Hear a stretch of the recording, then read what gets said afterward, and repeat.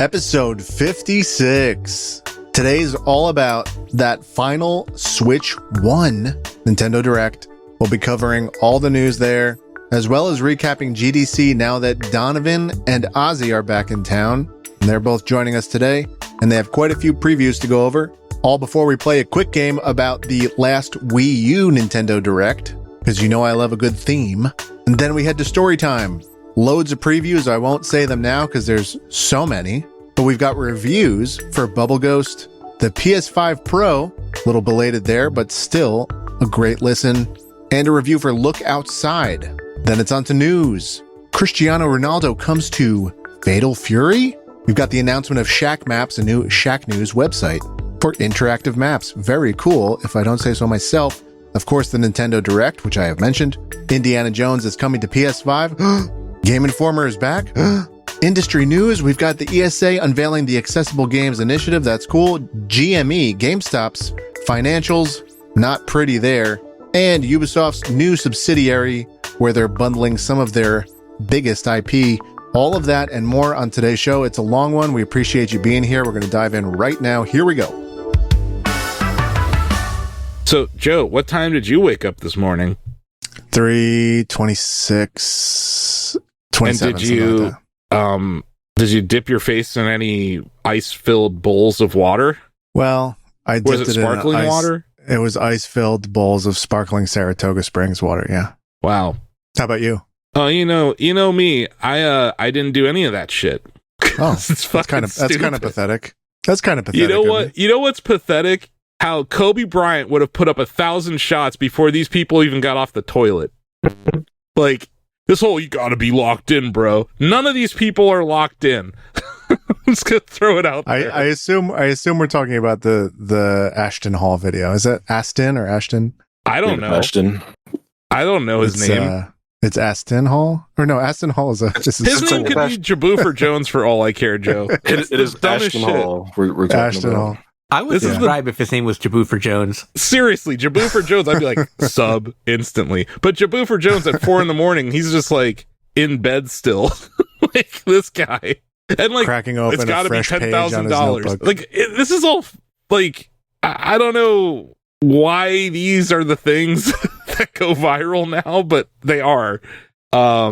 This is definitely dumb. Like, that's just my stance on it. I just think but it's kind very, of dumb. I'm loving it. It's just the most I've seen them dunked on, I guess is what I was trying to say. Like, there's always been the hustle culture bros for, 10 years now. It's probably a 10-year window we've had the hustle culture bros. Before that, I don't know. It took a different form. But this is the first time I'm seeing universal dunking. It's quite nice. I mean, have you seen Ubisoft's Twitter account this week? Man. No, of course not. No. They buried Elon Musk this week. They did. He was saying that he implied that Ubisoft was paying influencers to say nice things about Assassin's Creed, and they came back. Glad he's taking time out from running our government to still get involved in stupid culture wars. Yeah. Or maybe he has someone running the government for him, kind of like his Path of Exile 2 account, Ozzie. There you go. Anyway, fuck that guy. But lastly, did you see this Captain Crunch controller? On the Wario 64 tweet about it, yeah. Yeah. I mean, I we didn't write about it, but I saw it. This also cuts the roof of your mouth if you try to eat it. That's good. That's good. Would you put it in a bowl with ice and sparkling water? No. Dunking in milk is not recommended. No. I don't know, it looks nice. I don't know if I like the Hyper King controllers that much. I'm more of a 8-bit-do fan, but interesting. No, but Hyperkin makes good stuff. I'm also just kind of curious, like, and also it's not that bad of a price, Ozzie, $40 for it. But I'm just kind of curious, like, are all of these devices going to work on Switch 2? I sure hope I so. would imagine everything goes backwards compatible to some degree. God, that would be amazing. We'll know soon. It would be very Nintendo of them to make you have to make a new SKU for the Switch 2 and pay a new licensing fee. Wouldn't that be like them? Yes. I don't know. We'll see. Maybe this is a new Nintendo we're dealing with. We'll get into that later, but I don't know. I'm holding out for the Crunch Berries controller. That's fair. Anyone else interested in this Captain Crunch controller? No, I want the Grape Nuts controller. Grape Nuts? Jesus. Grape Nuts? I don't know. You know, Strong Bad made a Grape Nuts robot once. Okay. So you get your fiber. That's just the healthy option. This is how you can tell we're like the older person's gaming podcast, because we're talking about getting regular fiber in our diet. Yeah, I don't know what the fuck happened, because, like, just a week ago, we were degenerates eating Post Malone cookies. Well, I'm still a degenerate eating Post Malone cookies. But you have a conscience. By the way, I did try really quick, this is the 5-second food talk or food segment.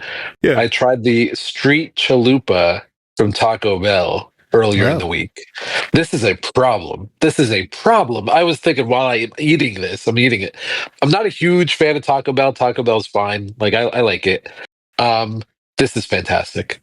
Wow. This is like, I'm eating it. I'm like, I can't believe I have to go to Taco Bell now. Like, this monthly sort of thing can become a weekly thing. Okay. I am shocked. So next time you're there, I'm just curious. They have nacho fries now. Have you heard of these? Yeah, of course. They've had them back and forth. Have you tried them? I have. Yeah, you got to try. They're not good. Well, Joe, what's your thought? You seem enthusiastic. I don't want to rain on your parade here. I'm a recent Taco Bell convert. I quite like Taco Bell, and nacho fries. I think they're better than places that sell French fries always. Mm-hmm. But I think it's interesting because it's like fries. It has like the seasoning of like their taco stuff, and I think it's using like tortillas instead of potatoes. Yeah, like it's not bad. They're not bad. Uh-huh. No, I think it's potatoes. Taco Bell, just to be clear. It is potatoes. They are like regular French fries, but with like. Oh, maybe like, it's the breading. Seasoning. The breading might use tortilla or something. Maybe. Anyway, I don't fuck with Taco Bell anymore, so I have to live vicariously through your guys' reports.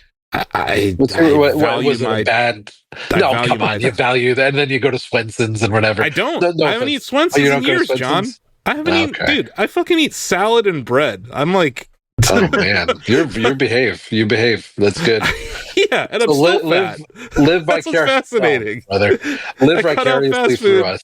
Still fat. I don't know how that works, but Taco Bell used to have a Fritos burrito where you'd basically be a beef, rice, and Fritos for an extra crunch. They got rid of it, and ever since then, they're dead to me. No, I'll tell you, this street chalupa thing. This is the texture's right on. It feels like when they're in a rough patch, they come out with a fire chalupa. It's like always kind of been their go-to special thing, and it's just good. Like, I went from eating, like, living off of that shit in high school to, by the time, I make Mexican food at home now for myself, and it's not as processed. It's actually cheaper because, whatever. But, I don't know, like, when I lived in California and when I lived in Texas, there was no way in hell I was going to eat Taco Bell because it was just other options that were better all around. But here in Ohio, it's like, it's definitely it depends what time it is, right? As you get like past 11 p.m., Taco Bell just shoots up the like the depth chart. You're like, oh, Taco Bell's a viable option post 11 o'clock p.m.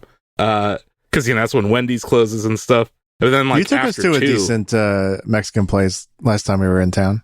That's right by the office. That was good.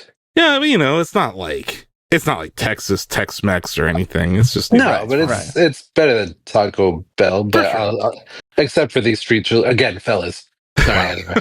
Back to the point. Street chalupa is here, so that sounds like it's a hit. It's got you coming back for more. It's tremendous. It's that is weird for me. I am not that guy. But now I am. I guess. I feel like I have to say something. I know we're delaying the podcast. John, you kind of are that guy. Did I say that? Like, I think I said it. Well, I'm not trying to paint you as like a glutton, but like when it comes to trying the new Taco Bell item, you traditionally have been on the front. You are on the vanguard of the. When I was in the office and you came in like with those naked chicken tacos one time, and you're like, I had to get it. It was on TV. I saw it at an NBA commercial. The NBA commercials get me, man. So, I agree. JB also tried the Post Malone Oreos, right? That was the thing on here. I did, yeah, and they were good, But these street chalupa. Okay, anyway, sorry. Keep going. Cool. I think you got enough there, Joe. Right? Oh man, I'm loaded up. I'm covered in nacho cheese. We're good.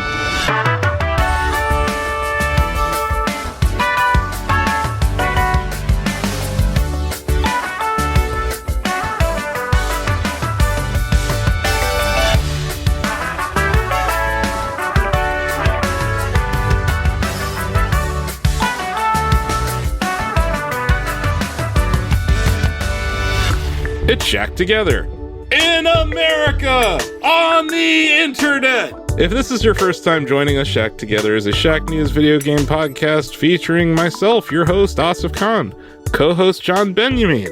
Hello. Our producer, Joe Stasio. Hi. Wow.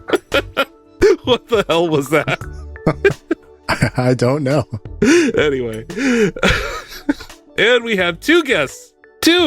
Ozzie and Donovan. Senior editor, Ozzie Mejia, and news editor, Donovan Erskine. Fresh out of a GDC trip. Yep. Hey, guys. Hello. Yeah, one who's been to like his 10th GDC and another who went to his first. Yeah. Yeah. Figured that'd be interesting to talk to you guys about both of that. So yeah, this is, as I said, it's a video game podcast. It's a video game podcast where we talk about food a lot. Not necessarily food we even eat. Maybe food we just think about eating. We're just big fans of food. That too. And like, I don't know, sometimes we record like right at dinner time for people. So either you just ate or you're like about to eat, and yeah, either way, food. But yeah, what were you guys playing? Video games. What'd you guys do? I mean, I guess I can start off real quick because my section's not going to take very long because I'm a busy man these days, Asif. Just trying out games, playing games that I can't talk about just yet. But this week, if there's a game that I've covered over the last decade consistently here at Shack News, it's Hearthstone. So Hearthstone started their new season this week. They got their new expansion. I was very excited to see it, so I gave it a try. This is Into the Emerald. Oh, geez. I hate that I'm going to mess this up, but I think it's like, it's Into the Emerald Dream. I got it. So it's Into the Emerald Dream.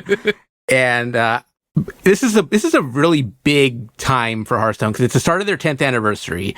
They've refreshed the core set and they've added like a bunch of mechanics for the different classes. And for the most part, they've all been fun to play with. Like, I like playing with leeches on Death Knight where they basically just suck your health out.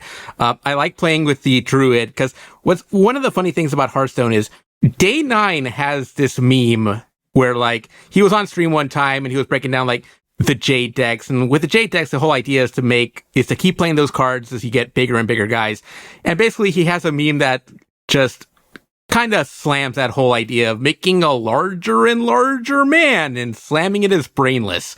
Well, Hearthstone's kind of run with that meme to the point where like, I think they've missed the point of it. So now they're just making more of those decks. So Druid kind of got that hero power where now you're just making larger and larger men. And it's brainless, but it's kind of fun to play with. And, Paladin's got something where you get like bigger and bigger dragons. And there's a really unfair deck with Demon Hunter, which Demon Hunter's not even supposed to be this kind of class that lets you armor up over and over and over again until you get like 100 health. And then you can hit the other guy for like 100 damage. Like, this isn't supposed to be that kind of class. And this is like a broken as hell deck. In fact, it's probably going to be nerfed by the time like this podcast goes up. But like, I've been climbing up the ladder with that, and that's been fun. I'm happy to see that Hearthstone's still going strong after 10 years. I'm looking forward to the whole rest of the year. They've got a roadmap laid out, so excited to see how that plays out. Excited to see what they bring to BlizzCon later this year. And I've also been playing a little bit of the Rogue Prince of Persia, which got its update. I want to say like about close to a month ago. I'm finally playing around with it. I haven't seen too many of the new biomes yet, but I did rescue the person who's supposed to give you your cosmetics.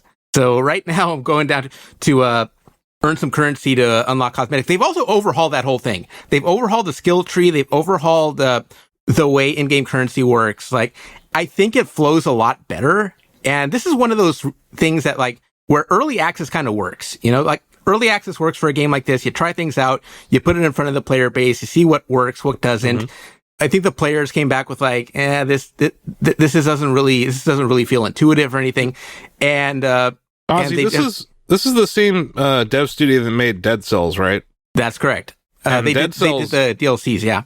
Dead Cells was a very long early access game as well. Yeah, this is about to go into its 1-year anniversary in early access. But I think when they finally went 1.0 with Dead Cells, they had a very polished game. So I'm really excited to see what 1.0 looks like once they hit 1.0, it's going to be a great game for consoles. Like, I think the console players are really going to dig this. Nice. Cool. Yeah, and you have a bunch of other stuff you can't talk about.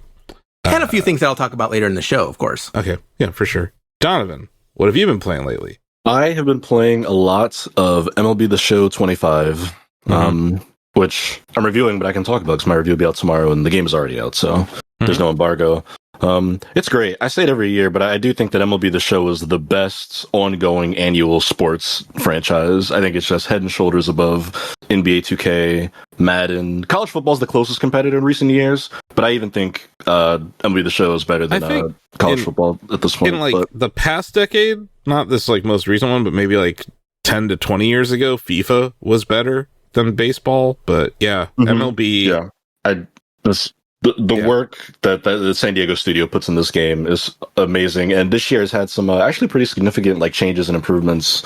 Diamond Dynasty, which is essentially the My Team or Ultimate Team card collecting mode, they have completely gotten rid of sets and seasons, which just eliminates a lot of the FOMO that those modes kind of feed off of, where everything's constantly disappearing. You've got to grind to get cards that go away forever.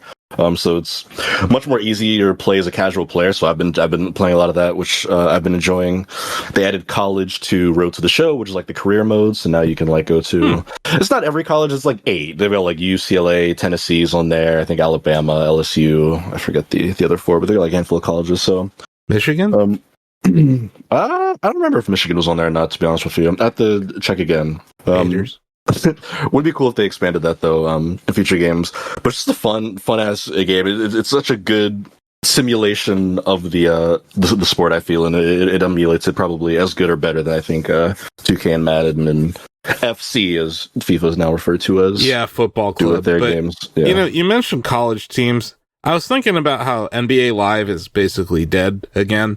Yeah, and EA just had success with college football. Do you think it might be time to make a college basketball game? There has to be conversations happening behind closed doors, right? After the success of college football, somebody's got to be how do we get a March Madness game back? How do we resurrect the series? Right?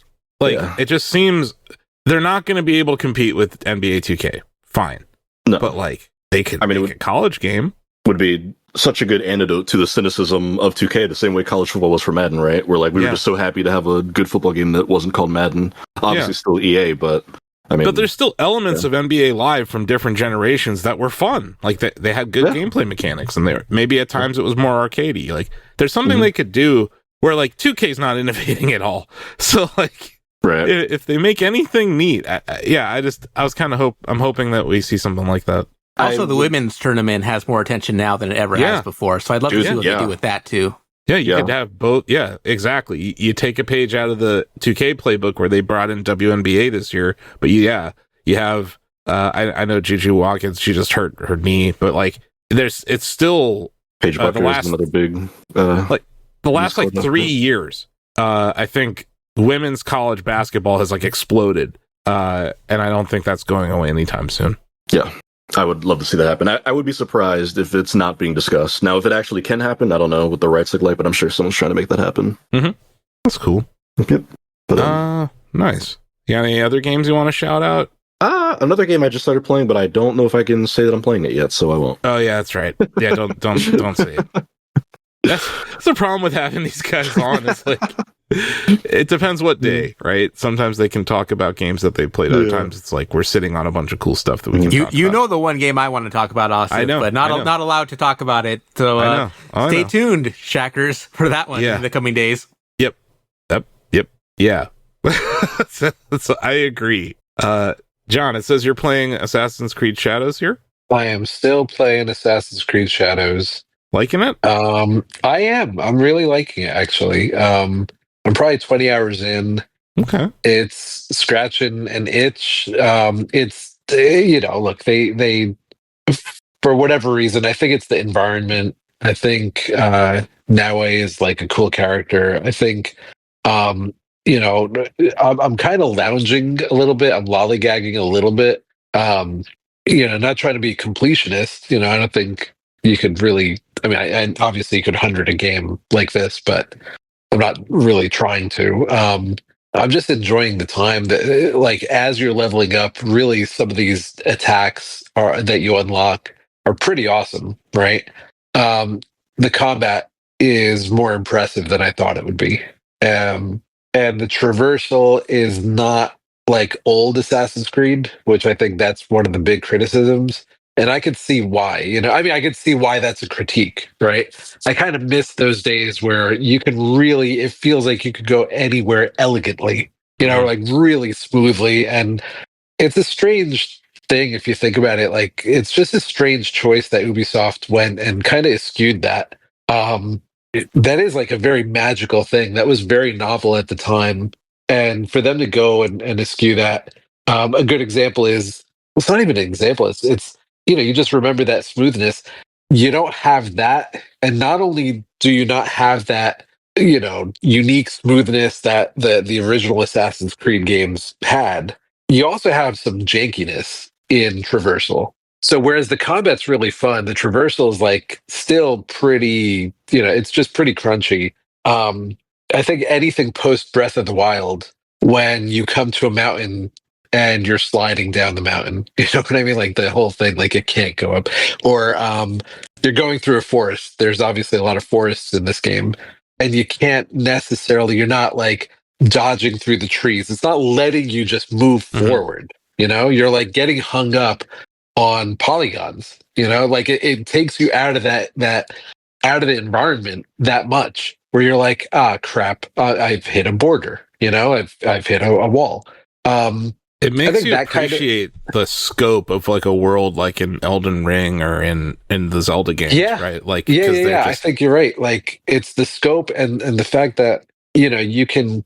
It's that freedom, So I'm very much enjoying the game. I'd say I think Shaq gave it an 8 out of 10. I think that's spot on. Yeah, that's a spot on review. I think like or as far as the score goes, I remember reading it like when it first came out. Yeah. Nothing super surprising here. I do think the voice acting is pretty weak. I think the story is fine. Yeah. But I think, that could all be mitigated if I just played through in, the Japanese language or the Portuguese language, right? I mean, Sure. Portuguese is in there, regardless.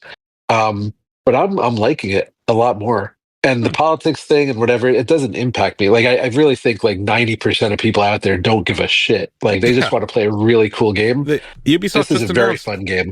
This is a very cool game. Yeah. 3 million units sold. So, it's great. People like Assassin's Creed still. Yeah. I just think the next time, work on what made some of the OG Assassin's Creed people really love the series.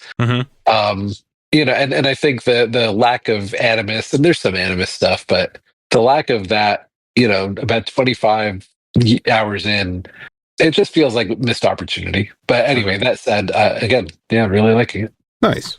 Joe? Hey. You haven't played a game, but you want to ask us if you should play a game? Yeah, I played a little Dark Deity 2, which is, I found a guy on TikTok saying, I released my game on Steam, check it out. And I did. I bought it because I felt bad, but it's pretty good. So that's as far as I've gotten. I put like an hour and a half into it. I don't know how far I'll go. It's like a Fire Emblem style game, and I don't love Fire Emblem in terms of, I love strategy RPGs. Fire Emblem I find to be on the weekend of that genre. So because I'm not head over heels, I bring to the crew, I am in a slump. I'm in about a 4-week slump here. What should I play? You know what I like? All commentary welcome. Metaphor. That's a solid idea. I didn't even start it, besides the demo. Oh, wait, Metaphor. Oh my gosh. Wait, yeah, definitely. I missed this. Metaphor. I thought you beat that game for some reason. No, he hasn't played it yet. I mean, yeah. That's the beginning of that conversation for me then. Yeah. I need to go back and beat Metaphor, but I would like to hear your thoughts on Metaphor too, because I think it's a wonderful game. Dang, that was kind of easy. Yeah.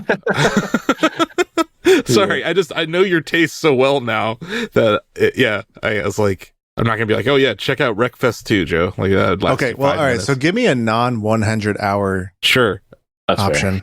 Fair. I know I'm putting you on the spot, but yeah. I mean, I have a recommendation for a game. It only takes like 2 to 3 minutes around.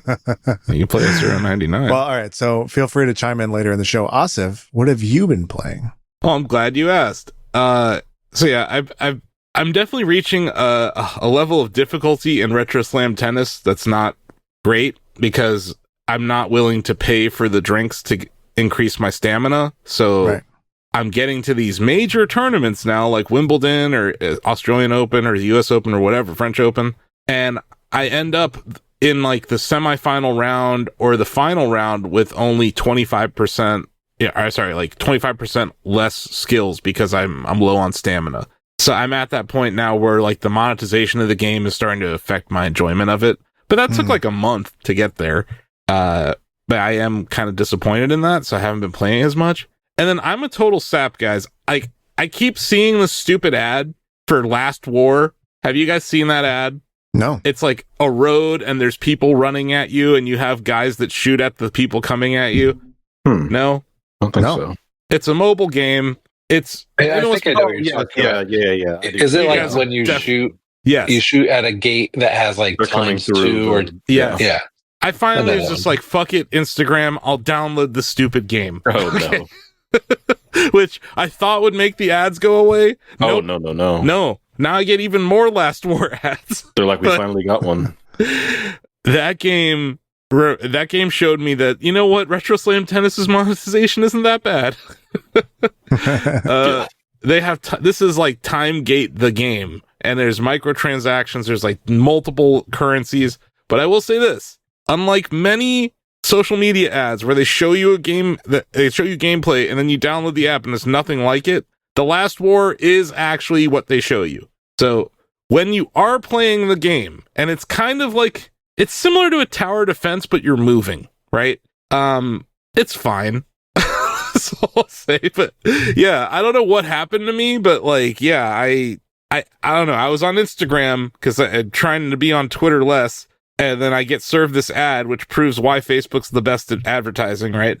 And I'm like, fuck it, I'll download it. But now it's like one out of 3 times I'm served an ad on Instagram, it's Last War now. So I hope I'm not updating you on my Last War playthrough next week, because like it's just abusive with like, oh, you have to wait an hour, you have to wait 4 hours, or for $2, I'm like, $2 just to upgrade something one time? Like, there's got to be some people who have like thousands of dollars in these games.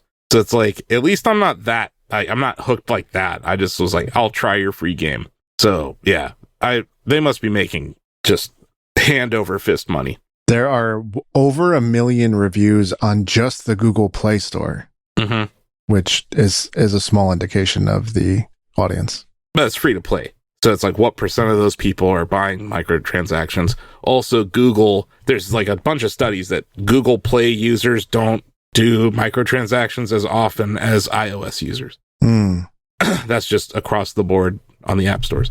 So yeah, anyway, played Last War. I hope I'm not playing it next week. It was just one of those weak moments where you're like, you know what, Instagram, you win. I'll buy the Snuggie. But yeah, I also played this racing game for the Nintendo Switch called F-Zero 99. What? Oh. I know, shocking. And I won again. What? Whoa. 11th win, guys, since F-Zero victory in F-Zero 99 Day, all the way back on April 11th, 2024. This came on Sand Ocean, which is my least favorite track in the I'm not a fan of that track at all. It's a horrible track, Ozzie. I hate it. It's got horrible turns. It's awful. I hate it. If you look in the general chat, Ozzie and Donovan, I put it's above where you said incoming, Donovan. That's the video of the final half of the last lap where I won. And it was another come from behind victory with no energy, and I died right after I crossed the finish line. So yeah, it's I'm doing very well in the game. I'm placing in the top 5 consistently. Was it a week ago that we heard the 10th victory? Yes, it was exactly a week ago that I mentioned that I had won. You're for the cruising. 10th time. Cruising. It was funny because it happened last night, and I was playing it, and I was like, I need something to talk about on the podcast. And it was like, I was like second place, third place, 5th place. And then the fifth race I got first. I was like, damn. Or no, sorry, 4th race I got first. But yeah, it's great. I felt that same way about what to talk about this week before I settled on Hearthstone. And then when I had that game last night, that lasted me almost 30 minutes. And I basically got to an ending where I just blasted the hell out of the other person. I'm like, yeah, I think this is going to be a short on our site very soon. Yeah. But yeah, so I played F-Zero 99 to no one's surprise at all. I do want to mention 2 Nintendo apps that I have been using. Nintendo Music, they dropped an update. I think over the last 2 weeks, we've gotten basically all of the Tetris music from NES and Game Boy, which isn't like a whole lot of music, honestly. It's like, 8 songs or something. Yeah, those are... Game Boy didn't have a whole lot of storage space for music, and neither did NES cartridges. But they added 23 songs from Kirby and the Forgotten Land, including Welcome to the New World, which is the song that plays in the beginning cinematic with Kirby. I love that song, and it's now streamable on Nintendo Music for free. Sweet. And then because I am just a Nintendo fan, I downloaded Nintendo Today. Did you download Nintendo Today? I did download Nintendo Today. Yeah. It's cool. I don't know. I saw someone ask, how many apps does Nintendo need? And I think that's a good question. They gotta get them out at this point. I have seen the best take on it today is that Nintendo wants to basically control their own social media message and probably start weaning themselves off of the big social media sites like Twitter and Facebook and all that, and basically just do their own thing. That was my take on it as well. This is them future-proofing their news channel or network, I guess. But they already had a news channel on Switch. Yeah, but now you have it on the go. You're not always carrying your Switch everywhere. Oh, I understand why they're bringing it to smart devices, but this is the continued multi-year. This is for several years since Nintendo Direct, came out. Mm-hmm. This is them, obviously communicating directly with the consumer. That's very good for consumers. Mm-hmm. It is a continued. I don't want. I'm not going to be negative. I don't want to be negative. I was talking to Joe about this. I'm like, I got to not be negative today on today's show with a couple stories, and this is maybe one of them. This is the PRification that we've seen over the last several years, where gatekeepers like Golan, PR company for Nintendo or Nintendo itself, they're giving the message direct to the consumer. That could be great for the consumer, but there's no critique. There's no games media, need anymore. And it's funny. It's, whereas AI, was the big concern and is a big concern and valid. This kind of thing, I work, my full-time job is more in content marketing and, that kind of, but it's overt. It is like, we are doing content marketing here. This is like, it's funny how it's like a little too close to like church and state are the same thing here. And there's no critique of that, which I find very funny. I find disappointing. I find, and it's another story that we'll talk about later, maybe, but Game Informer, it's the PRification, not that, but it's this kind of new world that I don't know how good it is for consumers. Like, I guess it's good for consumers to hear directly from the source, but there's no filter, or it's harder to get that filter. So I found the Nintendo Today news, a little bit, maybe I'm too cynical, but this continues to be yet another ding on, an industry, games media, that has been, under siege. And what bothers me is it's another ding, and most of games media is happy about it. And that's odd to me. I really don't feel the same way at all. Because it's not like Nintendo was banging down our doors to give us interviews before this app. So I agree with what you're saying, that it's an extension of what's already been happening. And I would point to Xbox specifically, because instead of actually talking to journalists, they have decided to start doing their own podcast where they have hired people ask them approved questions. So you want to talk about controlling? It's not a Nintendo only thing. No, it's an industry thing. It's an industry. Don't get me wrong. Just really quick, let me clarify. It's not. I'm not criticizing Nintendo, and obviously you're a shareholder, and there's. I don't care, man. It doesn't matter what I know you've been really if anybody, you've been very much hey, you call them out, and you've called them out. You've been right, well ahead of time, and it's very interesting how prescient you've been when it comes to this stuff. I just wanted to clarify, it is definitely not a Nintendo thing. It is an industry thing. And what bothers me again is not this content marketing taking over traditional channels. It's the fact that it's a little opaque, it's a little bit obscured. And the thing that bothers me the most is really games media, journalism, whatever it is. And it's not, Shag News, I think, does a great job. There are some publications that do a great job. But some of these publications are like, this is good.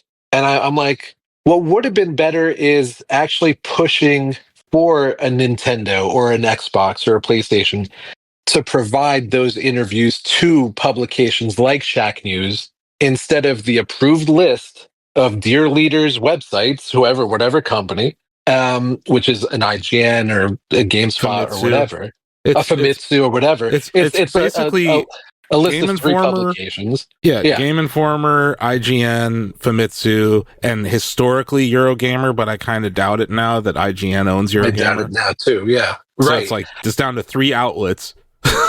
So it's look, I'm advocating for the publication like Shack News that deserves it's like the push should be for a Nintendo to give the access to those interviews to those kinds of publications. And I think we're going away from that. Mm-hmm. And that's one thing that I'm upset about. But the big thing that I'm upset about is the shit-eating grin that I see from a lot of games media, where it's like, this is okay. I'm going to tell you that I do not think this is okay. I started content marketing stuff back in 2016. That's almost 10 years ago. And I did that because I wanted to make sure that this was like, I did it for whatever reason. But it's also overt. You know what I mean? It's like, this is content marketing. This is what it is. This just feels like it's the continued, like, making it a little too obscure. And I hate that for independent publications like a Shack News, that, you know what? Y'all break your backs. And that's it, man. That's me being old. Okay, that's it. I think that I think it's an interesting perspective, and I don't disagree with you necessarily. I didn't see that as like a response to games media. I saw it as more of just Nintendo's reaction to like the deterioration of social media over the last few years, specifically like Twitter, right? Where it was just kind of a sure thing that, I mean, every video game company announces new console, new whatever on Twitter, whenever there's a direct, they tweet about it. And that's like how that news goes out into the world, and then they'll like email us 30 minutes later and tell us about it. But I mean, Sure. I think that That's fair. Nintendo probably would like to live in a world where they don't have to post it to X, the app that people are associating with like far right extremism and Nazism and Elon Musk and whatnot. I mean, in January when they announced the Switch 2 proper, it was just in a tweet. That was it. I think Donovan, I think you're right about like the reasoning, because I think the games media knock happened when they started with Nintendo Directs, right? So I don't think this was a response to games media for sure. I think this was social media. You're spot on. I just think the unintended consequence is a beleaguered industry that we all come from, and that, Asif and I, when we were kids, we were doing this stuff, right? It just is the continued chipping away at something that I think is just super important, and I'm disappointed to see it. I don't knock Nintendo. I actually like the idea as a consumer. I'm like, okay, that's cool. Like the democratization of it, that's cool. I just think like in our little fiefdoms, there's an unintended consequence that I don't think is being understood, or I'm overestimating it. But look at the last several years in games media. I don't think I'm underestimating it. I think there's the way to look at it from the perspective of games media, and there's the way to look at it from the perspective of a casual consumer. I think Yes. As a casual consumer, I did the one-time setup of it already, John. Like, it asks you what games you're interested in, and then it curates a feed of just those games for you. Back to Donovan's point, dude. Back to Donovan's point, like, I can try to do that on X, and I will still be served violent imagery within 30 minutes of opening that app. Yeah. And that's not what will happen on this app. This is an app that will be safe to hand to your kids. And I think that's important from the consumer standpoint. I just have already given up on ever getting a Nintendo interview. I know, and this that's is not even a thought in my mind anymore. And I think that's the disappointing part. And I don't speak on behalf of Shack News on any of this stuff. Like y'all, I try every year. Trust me, it's not that. And you do try every year. I just wish that, I don't know, man. It's not for lack of trying. And I wish it was a different world. But like, so that's not a picky. This has definitely been a trend, I think is what you're getting at. And I agree with that. That's all. But it's that, I guess, because it's been trending for so long, I'm not unbothered by it, but I'm just no longer surprised. It's the boiling water theory, right? It's like we're all in the boiling water. The problem is like we're now toasty and red, and I think we're cooked as an industry. Shack, and there are certain publications, there are certain ways, certain things that they're not cooked, they'll be fine. But I think a lot of them might not be. And I think it's stuff like this that, it's the butterfly effect of stuff like this. And I do think Nintendo Direct, that is something that, look, I don't critique. I've made the last decade of my career, it was influenced by Nintendo Direct itself, right? Mm-hmm. That model. Yeah. I'm like, that is a very smart business model. Mm-hmm. Games media, by and large, is very difficult, I'm going to do that now. So I'm not down on that as a business model. I just think there's an unintended consequence when big publishers continue to do that. Nintendo's not alone. I'm sure as a consumer, I'm going to love it. I want to see the Shack News Nintendo interviews. And it just feels like today it went a little further away, just a couple steps away. And I mean, go over to Epic Games. You're going to see the same thing happening there with Fortnite. Oh, sure. And Epic and we deal with it with like Roblox, right? Mm-hmm. Like Roblox is very difficult. Minecraft had their own live thing, it's Nintendo Direct gave birth to like State of Play, Xbox Ubisoft Developer Forward. Direct. Yeah. Ubisoft Forward, EA Play, like all these things. Nintendo was 5 years ahead of the game when it came to not having a physical presence at an E3 press conference. They just stopped doing it. And that used to be the thing at E3. You're right. So I remember that first year where we're like, holy crap, we were bonked over the head. How amazing. It shook the industry. Mm-hmm. And now it's like everyone's doing it. So we've had to adapt. And it's hard to even imagine, it's hard to imagine not doing it. It's that level of, you can't even fathom why it would be weird now. Mm-hmm. It was weird. It was groundbreaking. Very novel. It was between them and I think Devolver were amongst the first ones, Asif, if I'm remembering correctly. Yeah, Devolver was doing that thing in the parking lot, kind of like the anti-E3. Yeah. And I'm not trying to sound like a hater. Like, trust me, and that's why I debated bringing it up. But I like the app. I just want to say, I actually think the app is well made and it operates well. And if you're just someone who only cares about a certain game like Xenoblade or Splatoon, it might be a better place to go than to go to Twitter. So that's true. No, for sure. I would. To your point, JB, I think it's fair to feel pessimistic about anything that makes our industry less important, regardless of the context. But that's all. I think there's something cute about the first thing I see on Nintendo today is tips for World 1 and Super Mario Brothers. I'm like, that's fun. That's fun if you're a kid and you've never seen that game before, That is cool. Yeah, and sure. No, again, I got to make a Zelda theme for my app, so I was pretty happy about that. Dude, as a kid, as a consumer, this is awesome. And it's not a bad calendar. It's a cool little calendar, I guess. It is missing a feature. Yeah. It's missing a feature. What's the feature? And you could say this is what, leaving X does. Like, for example, you already have the habit of going to Twitter, right? And so you inadvertently see Nintendo news as a result. And so the lack of I want to put Nintendo Today on my Google Calendar. I want to authenticate those. Yeah, two it needs things. to be an RSS feed. Yes, because then we could add it to Shack News Reader. Yeah, that would there you go. That'd be cool. That would actually be really cool. I'm sure they won't do it.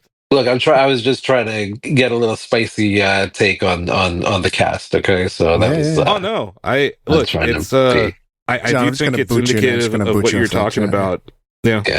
I think it's perfect though, because the game that I looked ahead. The game that we're doing is kind of about Nintendo Direct, so I think it's a good segue, right, Joe? Oh, yeah. Ready to do that? Yeah, let's do that thing. Let's do that thing. We will be right back after a short break with a fun, very fun game. Here we go.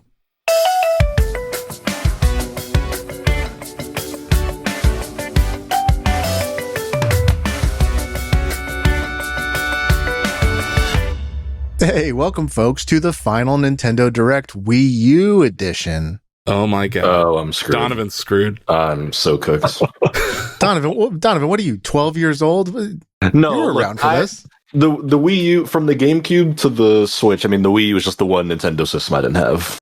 Growing up, I completely skipped it. You were a high school kid. And he was not alone on that. Yeah. That was the year I started high school, was the year it came out. I was not interested at all whatsoever. And you probably didn't have $350 just laying around either. Also that, yeah. Yeah.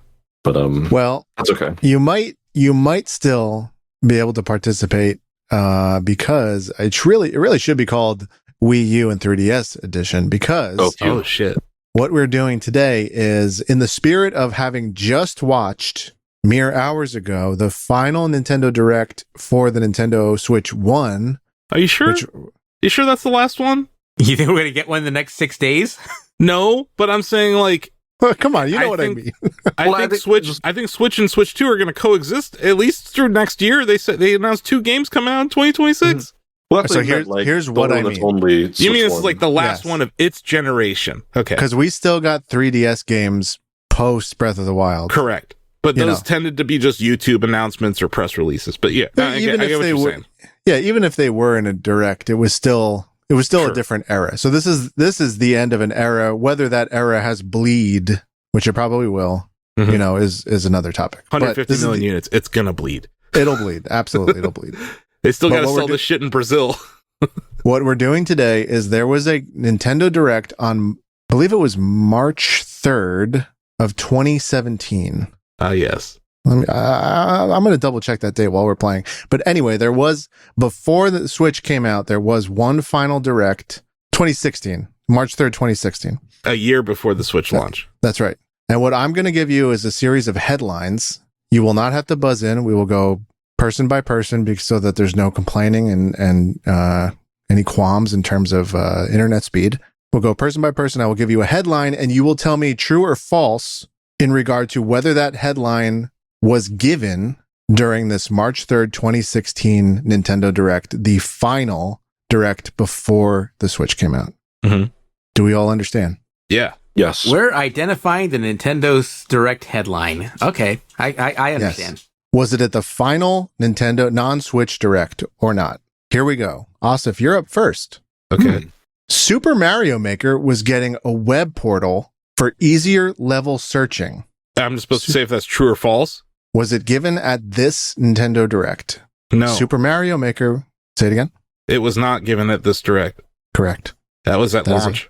That is a false statement. It wasn't. I don't think it was quite at launch, but it came was close earlier. To launch, though. It came earlier than this Direct. Donovan. It's definitely not at the end of life. Mm-hmm. At this final Nintendo Direct before the Switch came out, was this headline uttered: "The Wii U version of Mario and Sonic at the Rio 2016 Olympic Games was given a release date." Ooh. Such an interesting one timing-wise, because it would have been in the summer the game came out, and this was in March. I'll say yes. This might be a trap question, though, but I'll say yes. Donovan, you're on the board. Whoa! Nice. A good answer. It was an Olympic year. Yeah. That's right. Ozzie, a good amount of time. Yeah. Ozzie, Hyrule Warriors Legends introduced new characters, including a female Link. Oh my god, this was Linkle. I'm gonna say true.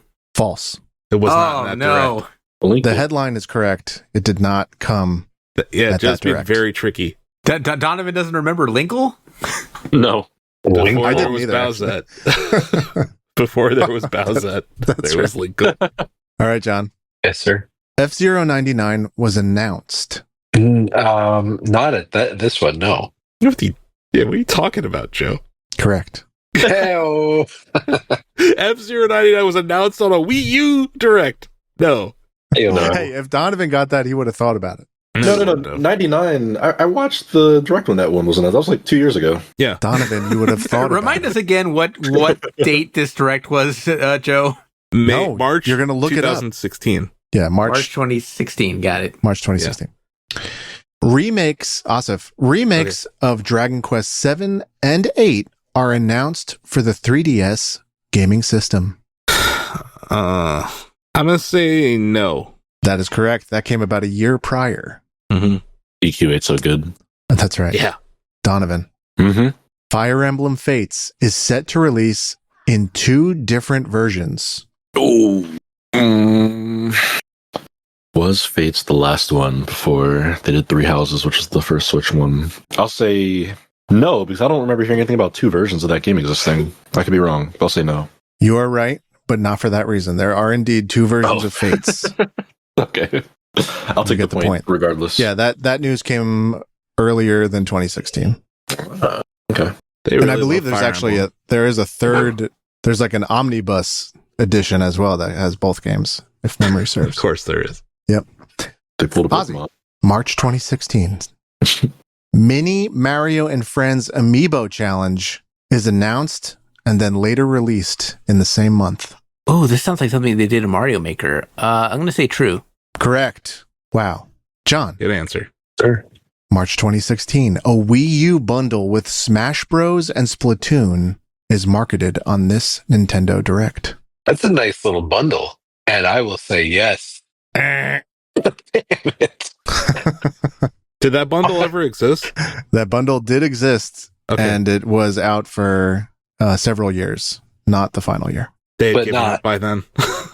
It was already well out by the time this Direct happened. Oh, Smash 4 was kind of earlier in the cycle, I thought. Yeah. Yeah. That was Early Shack News era for me, which would have put it at like 2014-ish. 14, 15, yeah. Asif. Yep. Pokemon Red, Blue, and Yellow come to the 3DS with wireless trading. This is announced at this Direct. I'm going to say yes. Incorrect. Yeah. Was that ever announced? Yes. Yeah. It was indeed announced and did happen. I remember Donovan. we were jazzed about it at the time, but just wasn't that specific Direct. Yeah, it's hard to remember. This was like 10 years ago. Let's do that again, but with the other Pokemon games. Just a thought. All right, Donovan, you're up. Right. The Super NES Virtual Console launches on 3DS for certain models starting today. So Shadow Drop. The Super NES Virtual Console is Shadow Dropped at this Direct. I'll say no. Damn it. It is indeed Shadow Dropped at this final, which seems late in the game, but that's what happened. It was. That's classic. I remember I turned around and I bought Super Mario World and F-Zero like a God-fearing American that day. With its final for breath. the 7th time. Ozzie. The Legend of Zelda Triforce Heroes announces free DLC. I don't remember Fashion Show Zelda ever getting DLC, so I'm going to say false. You are correct. It's false. But it did exist. Did it really? Wow. But it had already come out. This is older news than March 2016. John. 3DS games. That was kind of the beginning of DLC for them, really. Wii U games, but definitely 3DS. Yeah.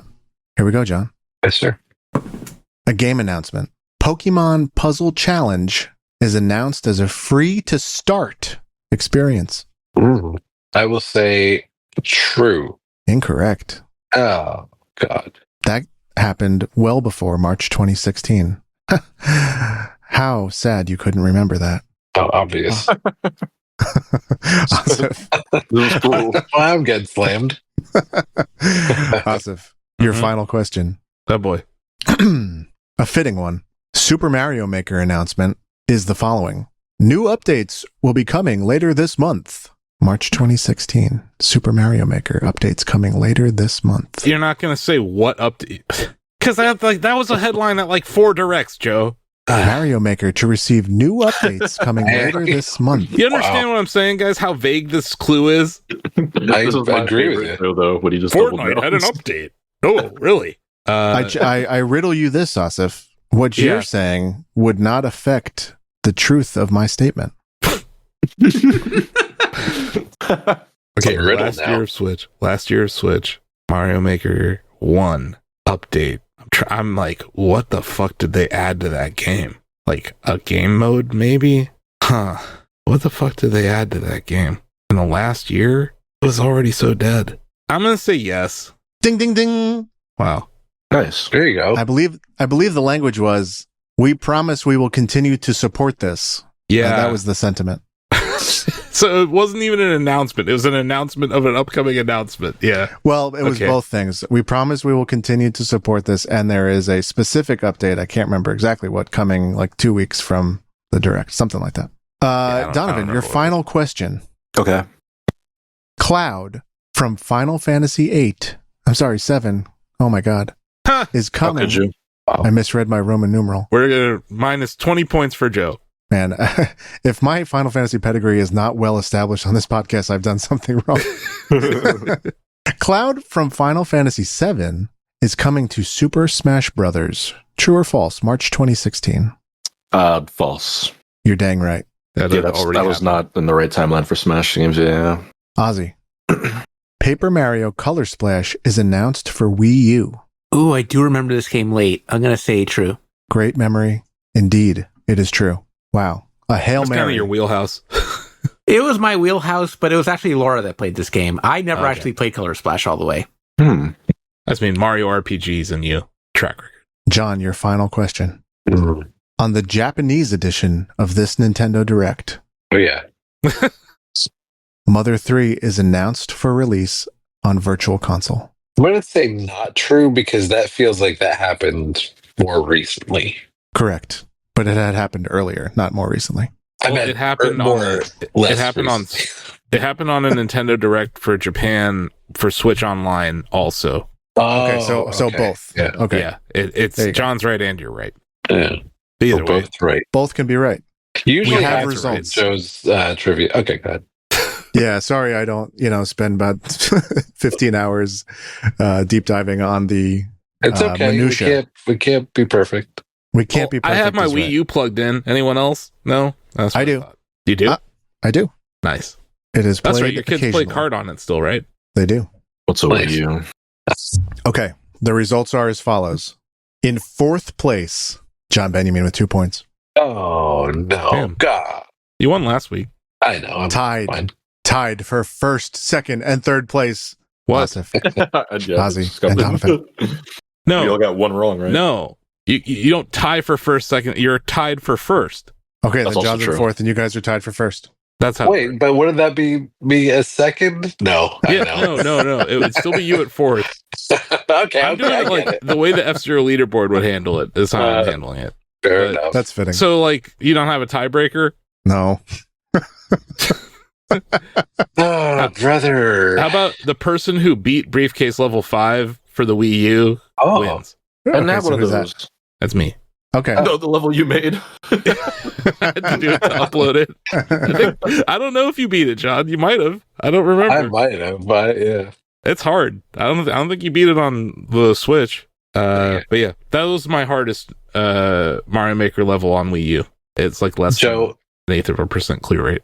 Joe, thank you for another fine game. Yeah. No It's true. filings. No with subtext. I'm not being Adam jerky. Silver will not be getting a letter from John this week. There were so. some masked feelings. That's true. behind that. That's true. I will take the L. I There's appreciate no 2-minute report. I appreciate the last minute pivot to involve the unexpected Nintendo Direct this week. That's not a Thank game you, you would have had the idea for 48 hours ago. That's correct. Mhm. I did it last night when this was announced. All right. Thanks for playing. Congrats to our 3 victors. We have so much news. Signing So with Donovan. Ugh.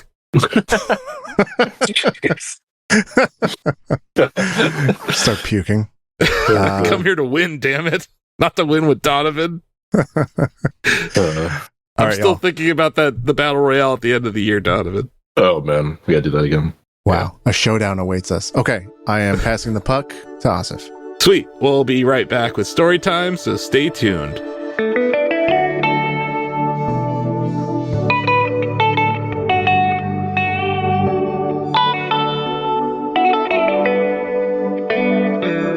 Welcome to Storytime. Let's dive into the latest stories from the past week.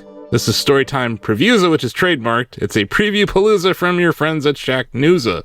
So we have Dreams of Another is a fascinatingly surreal Mind Trip, says Nick Tan. Oh yeah, I believe this was at the State of Play earlier this year. Yeah. Very interesting look to it. It's like a shooter, but it's developed by Q Games, the people who did the Pixel Junk series. But it's like, I don't know, particle effects just all over the damn place. But yeah, it seems like it's going to be cool. You have to like destroy the world to progress through it. Right. Interesting themes, interesting art. It seems like Nick liked what he saw, and we're going to see more of it. He said the context for why the main character is going around inside of the dreams of other people, if the game's title can be taken at face value, is unclear.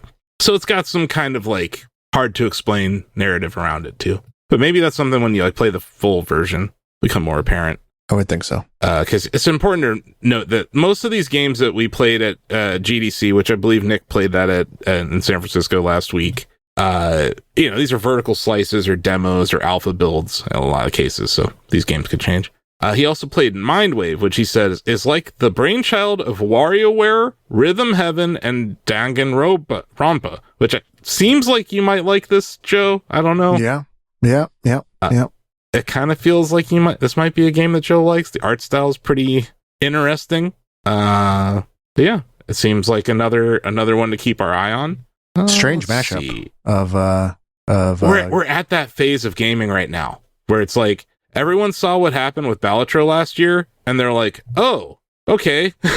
Like we're gonna make this game crossed with this and in this place, which kind of leads us to Wildgate kind of perfectly. This is a team-based space shooter from Dreamhaven and Moonshot Games. Ozzie, you played this, right? I did get to play this, and this is one of those games that was really hard for me to kind of put my finger on how to describe it. Where basically you're on a crew of 4 people, you're out looking for like an artifact, and they call it an artifact, of course. And the map is procedurally generated. The artifact could be anywhere. It could be like on an asteroid, could be on a space station, it could be wherever. So you're scanning the universe looking for where it could be. And whatever you go explore, you could either find the artifact or you could just go find loot to upgrade your starship. You could find weapon upgrades, like that sort of thing. You'll find a lot of enemies, bosses, like that kind of thing, where you can find rare drops to kind of help you through the game. And then once you find the artifact, it becomes a race to kind of get it through the Wildgate, which is somewhere towards the center of the map. Once you have the artifact and you're trying to escape, you remember, oh yeah, there are 4 other teams that are out there and they want the artifact too. So that's cool. you could either run into them on like one of the other space stations or asteroids and you can get like in a big old PvP fight, or they'll start blasting away at you from their ship. And if they blow your ship up, you're out.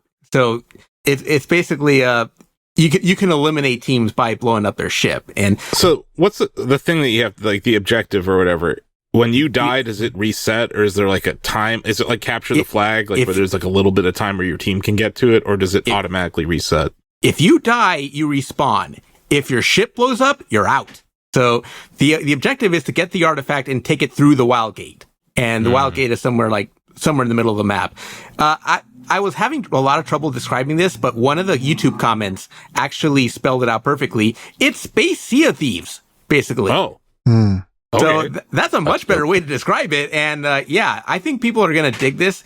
There's a lot of moving parts involved. This is one of those games where you kind of have to play it on Discord. You have to communicate. And because like if people are blasting away at you, your ship, like stuff on your ship's going to catch on fire. So you got to like get off of the gun. Yeah, you got to get off of the gun, put fires out. You can leave the ship to board someone else's ship and try and take them out and leave their ship defenseless. You're a crew on a ship. It's not like your team. Sorry, I misunderstood. Your team doesn't have multiple ships. So if the ship blows up, you're all out of. Okay, that makes sense. Mm-hmm. That's cool. It's really cool. Like this is really creative from, and it's Dreamhaven. Like we're gonna get more into the Dreamhaven stuff later, but like the games that they're coming up with is really interesting. They're really creative stuff. Mm-hmm. Did this seem like it was gonna stick the landing? This seems so ambitious. I don't know. I think it's too early to tell if it's going to stick the landing, but from what I played, I really enjoyed it. And I hope this does well. Like, this is something that Dreamhaven is doing a lot of. We're going to talk about Thunderfolk later, too. That's another one where it feels like it's almost a little too ambitious for its own good, but God bless them for trying. This is like all former Blizzard people. Mm-hmm. So this feels like Blizzard at the beginning. This is Michael Morheim's new studio? Yeah, this is Mike Morheim publishing house. Okay, yeah. That's cool. Nice. That gives me hope about your question, Joe, that like, yeah, even if it doesn't ship in the best condition, that team has a track record of making games that eventually are great. Yeah, Moonshot Games is a lot of Blizzard alumni. The Thunderfolk developers are also a lot of Blizzard alumni, and they have an eye for talent because they just picked up a Chinese developer for that makes an RTS that apparently Mike Morheim is really hooked on, and it's basically like Mecha StarCraft, which looks really cool. Dang, that sounds fun. Cool. That seems pretty fun. Donovan, you wrote a preview for Pathfinder Abomination Vault, and you're saying it's given the TTRPG the hack and slash treatment. Yeah, it was a cool game we got to see at GDC. This was a hands-off preview, so I can't speak too much to the gameplay, just behind closed doors kind of presentation. But it seems cool. Yeah, that's what stood out to me the most is that it's like in... I mean, Pathfinder's in D&D, it's a different game, but they're kind of in the same family tree. But so it's not turn-based. This is like the Wrath of the Righteous or whatever, the same devs? Is it Pathfinder? I don't think so. No, it's the same IP for sure. It's the same IP, but it's different devs. Yeah. Okay. Okay. Mm-hmm. Got it. It's sort of how you got different teams like on the various Warcraft franchises. Sure. Okay. So this Wrath of the not Righteous Warcraft. was Warhammer is what I mean. Mm-hmm. Yeah. Correct. But like a fun spin on that. Like I said, the fact that it wasn't turn-based, which most D&D TTRPG games are, I thought was interesting. Greg was pretty excited when he saw that.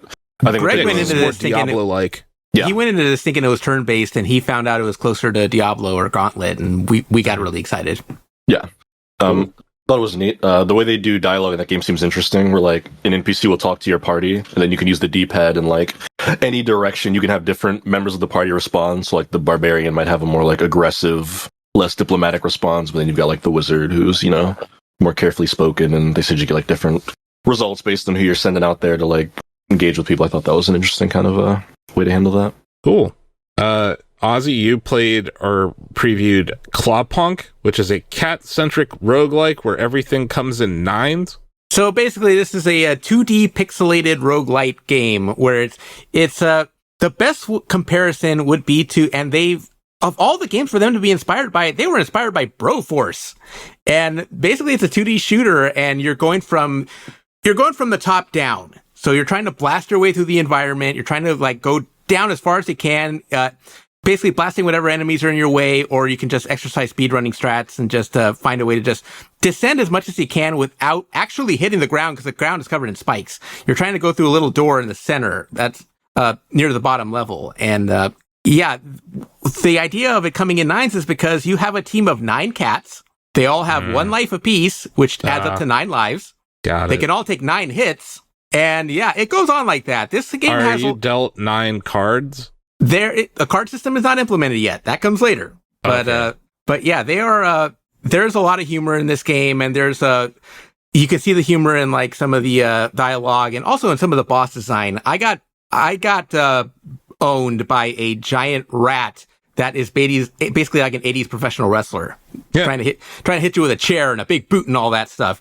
And there's this game's early on in development, but Megabit Publishing, who published WrestleQuest, saw this game, saw this dev team, and they're like, yeah, we kind of want them under our umbrella. So I look forward to seeing what they got coming up. This looks pretty neat, and the art style is definitely kind of 16-bit, 8-bit era. So very retro. Yeah, I think the Broforce comparison makes a lot of sense. Let's see, who played this? He also played Lucid. Which he said climbs its own mountain to both emulate and set itself apart from Celeste, Joe's favorite video game. Wow. So this is basically a solo dev that wants to make kind of the next Celeste, but it also has elements of like Mega Man and Ninja Gaiden, and in terms of some of the platforming. There wasn't a lot that I could add to Lucas White's preview of it from last year's PAX East, but this time around they added a boss, and I don't know if a Celeste like is suited for a boss battle. I was having kind of fun with it, but the thing is like you know how it is, Asif. Like you have a hair trigger on these things when you're trying to like platform all over the place. Sure. But that doesn't really work with a boss fight, because like I'm hitting a button and I'm accidentally like dashing forward, and you're not supposed to dash forward into the boss because it damages you. Yeah, so it's not perfect. There's some kinks to work out, but I liked what I saw of it. I like the platforming sections that I saw of it, and the fact that they're adding melee combat and Mega Man style like blaster combat. Like I kind of like it, so I want to see where it goes. I think that the term Celesteoidvania needs to be used more often. I agree. Wow. And that's how they described this game. Because basically it is a Metroidvania, but if you look at it, it looks like Celeste. And it plays like Celeste. Yeah, it has a similar locomotion style, and it's the pace. That's cool. I mean, we're not getting a game from Extremely OK Games for a while, so I'll take a Celeste-like. Yeah, not to throw shade at Extremely OK Games, it's just that we're not getting Earthblade, so gotta look for other stuff. And yeah, single dev making this game, showing it off at GDC. We appreciate that. Let's see. Forestrike, this is a TJ preview, asks you to win fights in your head before you ever throw a punch. Interesting. Definitely an interesting game. Devolver. It's another Devolver joint. We have some gameplay up on the site. When you think out gameplay in your head, it allows you to practice as much as you want before you actually try something. So I think that's kind of cool. It's unique gameplay, but I would recommend just watching the videos on our site, on our YouTube channel. It's kind of Katana Zero in a sense, where Katana Zero it was kind of built around you starting over immediately. Yeah, the rewind. So that's kind of what this seems like. Mm-hmm. Trial and error kind of thing. Yeah. But I guess technically you're like thinking about it, so it didn't actually happen would be the difference. But yeah, right. But yeah, I think that's a novel concept, and if it's executed right, it could be fun. Donovan, you wrote this. This is a preview of Revenge of the Savage Planet. You said is doubling down on satirical humor and co-op. Well, those are both good things. Yeah, I got to play that for a little bit. My demo was actually cut short because the power went out at a couple of the demo stations while I was playing it, but it was cool while it lasted. They've got co-op. One of the things that the developer said to me that stuck out was that their goal when designing the planets is that to put as many distractions between the player and like the objective marker as possible. So I had to go, it was like 400, 500 meters, whatever, it's my objective, but they were like enemies and random points of interest that would pop out, and there was like difficult terrain I had to navigate. So, and I think similar to Pathfinder, I think Greg was really into this one. He loves that first game, so yeah, he said that this looked pretty solid. Yeah, he was a big fan of the first one. Mm-hmm. It's kind of like Metroid Prime, but in a whole different universe. Some similar gameplay, but not a whole lot. Mm-hmm. And then, let's see, who played TMNT? Nick played it. Tactical Takedown is an unexpectedly challenging TRPG. So I don't know. We went from having no Turtles games to now having like a ton of Turtles games. Different kinds of Turtles games, and all good. Yeah, this is the That's XCOM the best part. Turtles game. Yeah, this is the XCOM Turtles game. I don't think I want to play this. I'm curious about the XCOM Turtles game, because if it's as good as the Hades Turtles game, then yeah, I'm in. The Hades Turtles game was cool because it was co-op Hades. Like, this is just, I don't know. I'd rather play Into the Breach or, I don't know, one of the other TRPGs I haven't beaten yet because I suck at most of them.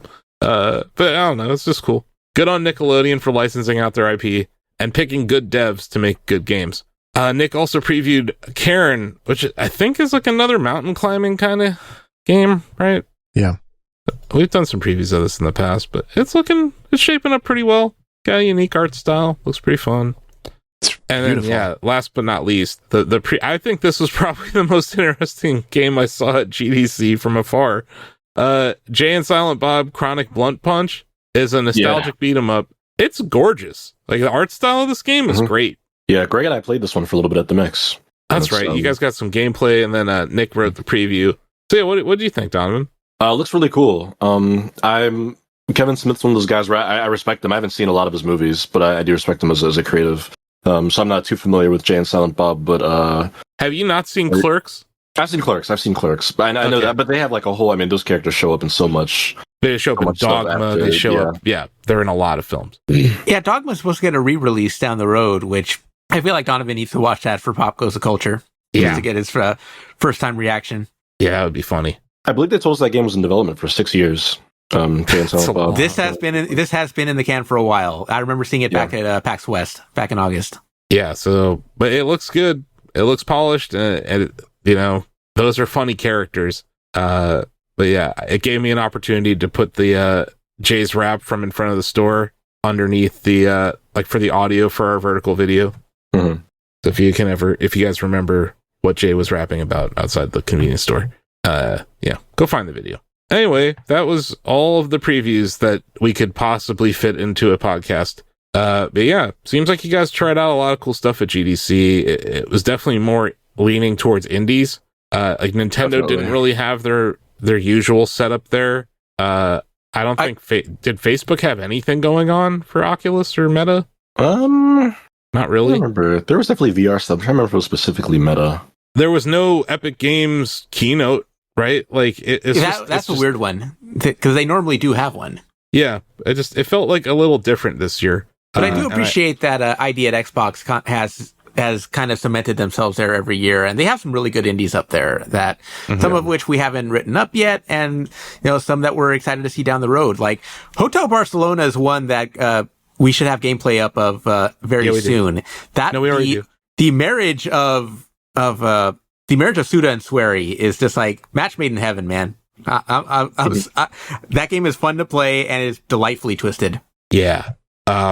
I liked what I saw from it, but yeah, I need to check that out. I got slashed to death by a giant umpire. Well, that'll happen. On to Reviewsa, which is also trademarked, right, Joe? Yes. This is the Reviews Palooza by ShackNewsa. Warning, 6 out of 10 game, Bubble Ghost, remake, which Lucas said, Bustin' makes me feel kind of sad, actually. Damn. That's a good headline. That's very good. Oh God, Lucas is great. He's gotten away with some really funny headlines over here. He calls it a cool idea that brings attention to a hidden gem, lots of ambition on display throughout, pleasant art and colors. He said big busy levels cause the core gameplay to suffer for various reasons. Easy mode controls feel off. Also, why are the Game Boy controls locked here? Added story stuff is fine, but feels unnecessary. 6 out of 10.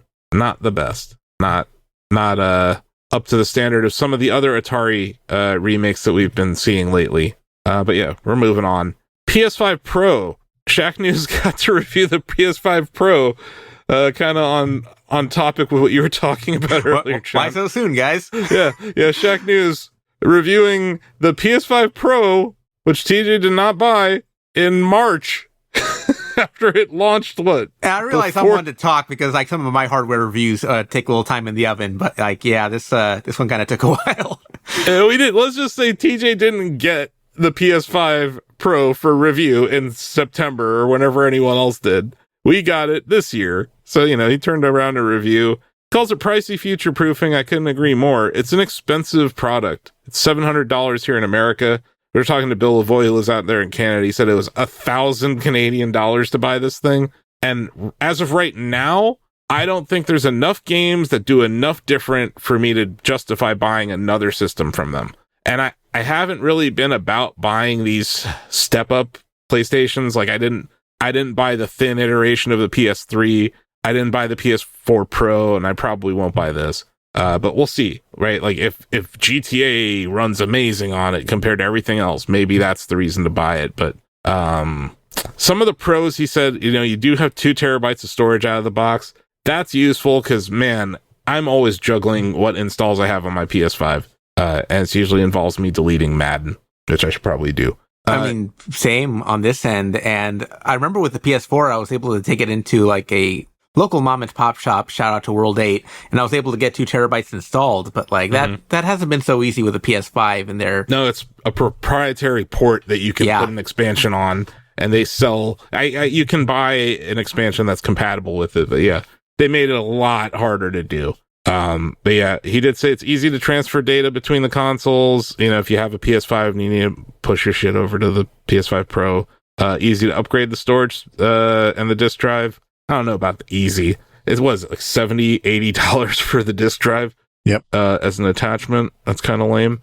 Yeah, it obviously improves the visual fidelity and the performance. It's definitely a better built machine. I don't know, John, I think you have a PS4 5 Pro, right? Yeah, I do. Do you feel it's also better built, like compared to the 5? I don't think it's better built. The biggest impact that I've seen, surprisingly, is just the storage space. Yeah. Funny enough. Yeah, that's the first thing. The TJ power mentioned. of it. Yeah, it's not the game changer. It's definitely not the PC, it wasn't built as a PC killer, but No. PCs are very safe and sound. Yeah, well, he did mention the price is a con, that the disk drive cost extra is a con, and part replacement feels like a step forward and a step back. I feel like that's the most galling thing about it. And I know it's been talked about to death, but like that thing not coming with a disk drive. What the hell, man? Especially the one where they were celebrating the anniversary of PlayStation. It's like, come on, you gotta have a disk drive on that one. Like, but no, it was all optional. Wait, what do you? I'm sorry. I'm. What's optional? What version? The physical disc, like the Blu-ray drive. Oh, I'm sorry. Yes, that is gotcha. an optional add-on that costs, I think, $80. Right. Okay, I thought you meant storage, but yeah. No. That's drive, right? Yeah, okay. That's like those aren't drives anymore. Those are just little sticks of memory now. Right. Okay, cool. Yeah. No, we're talking about if you have discs, but like even having a disc now, I don't know what it means because you have to download shit right when you put it in. Physical media. We'll see where that goes. But yeah, on our next review, look outside. Another great headline from Lucas. He said, well, that was gross and uncomfortably thrilling. It's a turn-based RPG with survival horror elements and gruesome body horror. He says, say less. It looks cool. It's like retro looking as all hell. So like, I don't think you would be as like scared by a game like this. It's more funny and gross than it is like horror per se. But got a 9 out of 10 here at Shack News. Eerie mix of excitement and horror, distinct, disgusting art style, but like cartoony, not like I don't find it like blech. Fun combat with lots of variables. He did say that the cons were that there's difficulty options sometimes offset with damage numbers cranked up too high on one side, and he said awkward, unmappable controller support. That's always a minus. So he was reviewing this on PC. But it does kind of look like the kind of game that would be pretty good on a keyboard and mouse situation. Devolver actually tweeted our review and spelled Shack News right in the tweet. That was exciting. Nice. Shout out to Devolver for sharing our review. And yeah, great job. It's cool. That's if you're like into those like kind of indie horror, I think that's one to put on your list for the next Steam sale or whatever. That's it though. That's Reviewza. It was pretty quick this week. On to Newsa. Just a news palooza coined by Shack News, and it's also trademarked. I didn't see you include this one, so I had to add it at the last second. Cristiano Ronaldo has been confirmed as a playable character in the fighting game from SNK, Fatal Fury City of the Wolves. Is this a fever dream? What's happening? I saw that trailer drop yesterday, and I'm like, well, I'm gonna be head down for the next few minutes, guys, because I had to get the trailer up and I had to make 2 vertical videos out of it because people want to respond to this, they want to react to this. This is you know who owns SNK? 96%. Yeah, it's the Saudis, and they also basically bought Cristiano Ronaldo and made him play soccer over there. Yep. So synergy, Donovan. Yep. The absolute worst kind. It just looks ridiculous. He has this super move where it's a charged soccer ball that he kicks like a Hadouken. Like, I don't know. Anyway. The fact that he's a fully fledged character, not like a skin or something, is just so stupid. Yeah. We don't have to dwell on it too long, but I couldn't let that news story come and go this week, Joe. We had to at least mention it. Hey, absolutely. It's a bummer because up until this point, I've kind of been looking forward to this game. And now I'm like, I think TJ mentioned it. It's like the Ronda Rousey and Mortal Kombat moment, Ozzie, where like, I could see the community rallying around hating Ronaldo. But at the same time, I can just speak for like the comments on the internet. There were a lot of Ronaldo fans in our comments who were super excited about this. So, I mean, soccer fans are crazy people. And who plays SNK? It's a lot of South American, Latin American countries. So they love their soccer. I didn't think they were Ronaldo fans, but okay, sure. I mean, if you like soccer, you know who he is at least. You know, it's not, he is. I'm not even a soccer fan, and I know who he is. It's just bizarre to me. I am a soccer fan. I'm not a Ronaldo fan, and I know who he is, but I also know that he is the most expensive promoted post that you can get on the internet. Like a retweet from him or an Instagram post or an Instagram story, he makes more money per post than anyone else on earth. So I'm sure they're like, we have to use him because look at his reach. We're going to sell millions of copies if we, so I think. Is this better or worse than Logan Paul in WWE 2K25? I mean, I guess Logan Paul's like technically part of that roster now, but like. Logan Paul's worse because Logan Paul in real life is on my TV once a week at least. And that's just unacceptable. I don't have to actually see Cristiano Ronaldo, which I just realized we spelled his name wrong in the headline. Whoops. I spelled it like Jesus. We can fix that. Nobody saw anything. I saw it, damn it. I saw it late. I was busy working on the videos. Anyway, we have some Shack news. How about that? This is big Shack news. Yeah, we launched a website, kind of in early access in the cover of night on a Monday. It's called ShackMaps.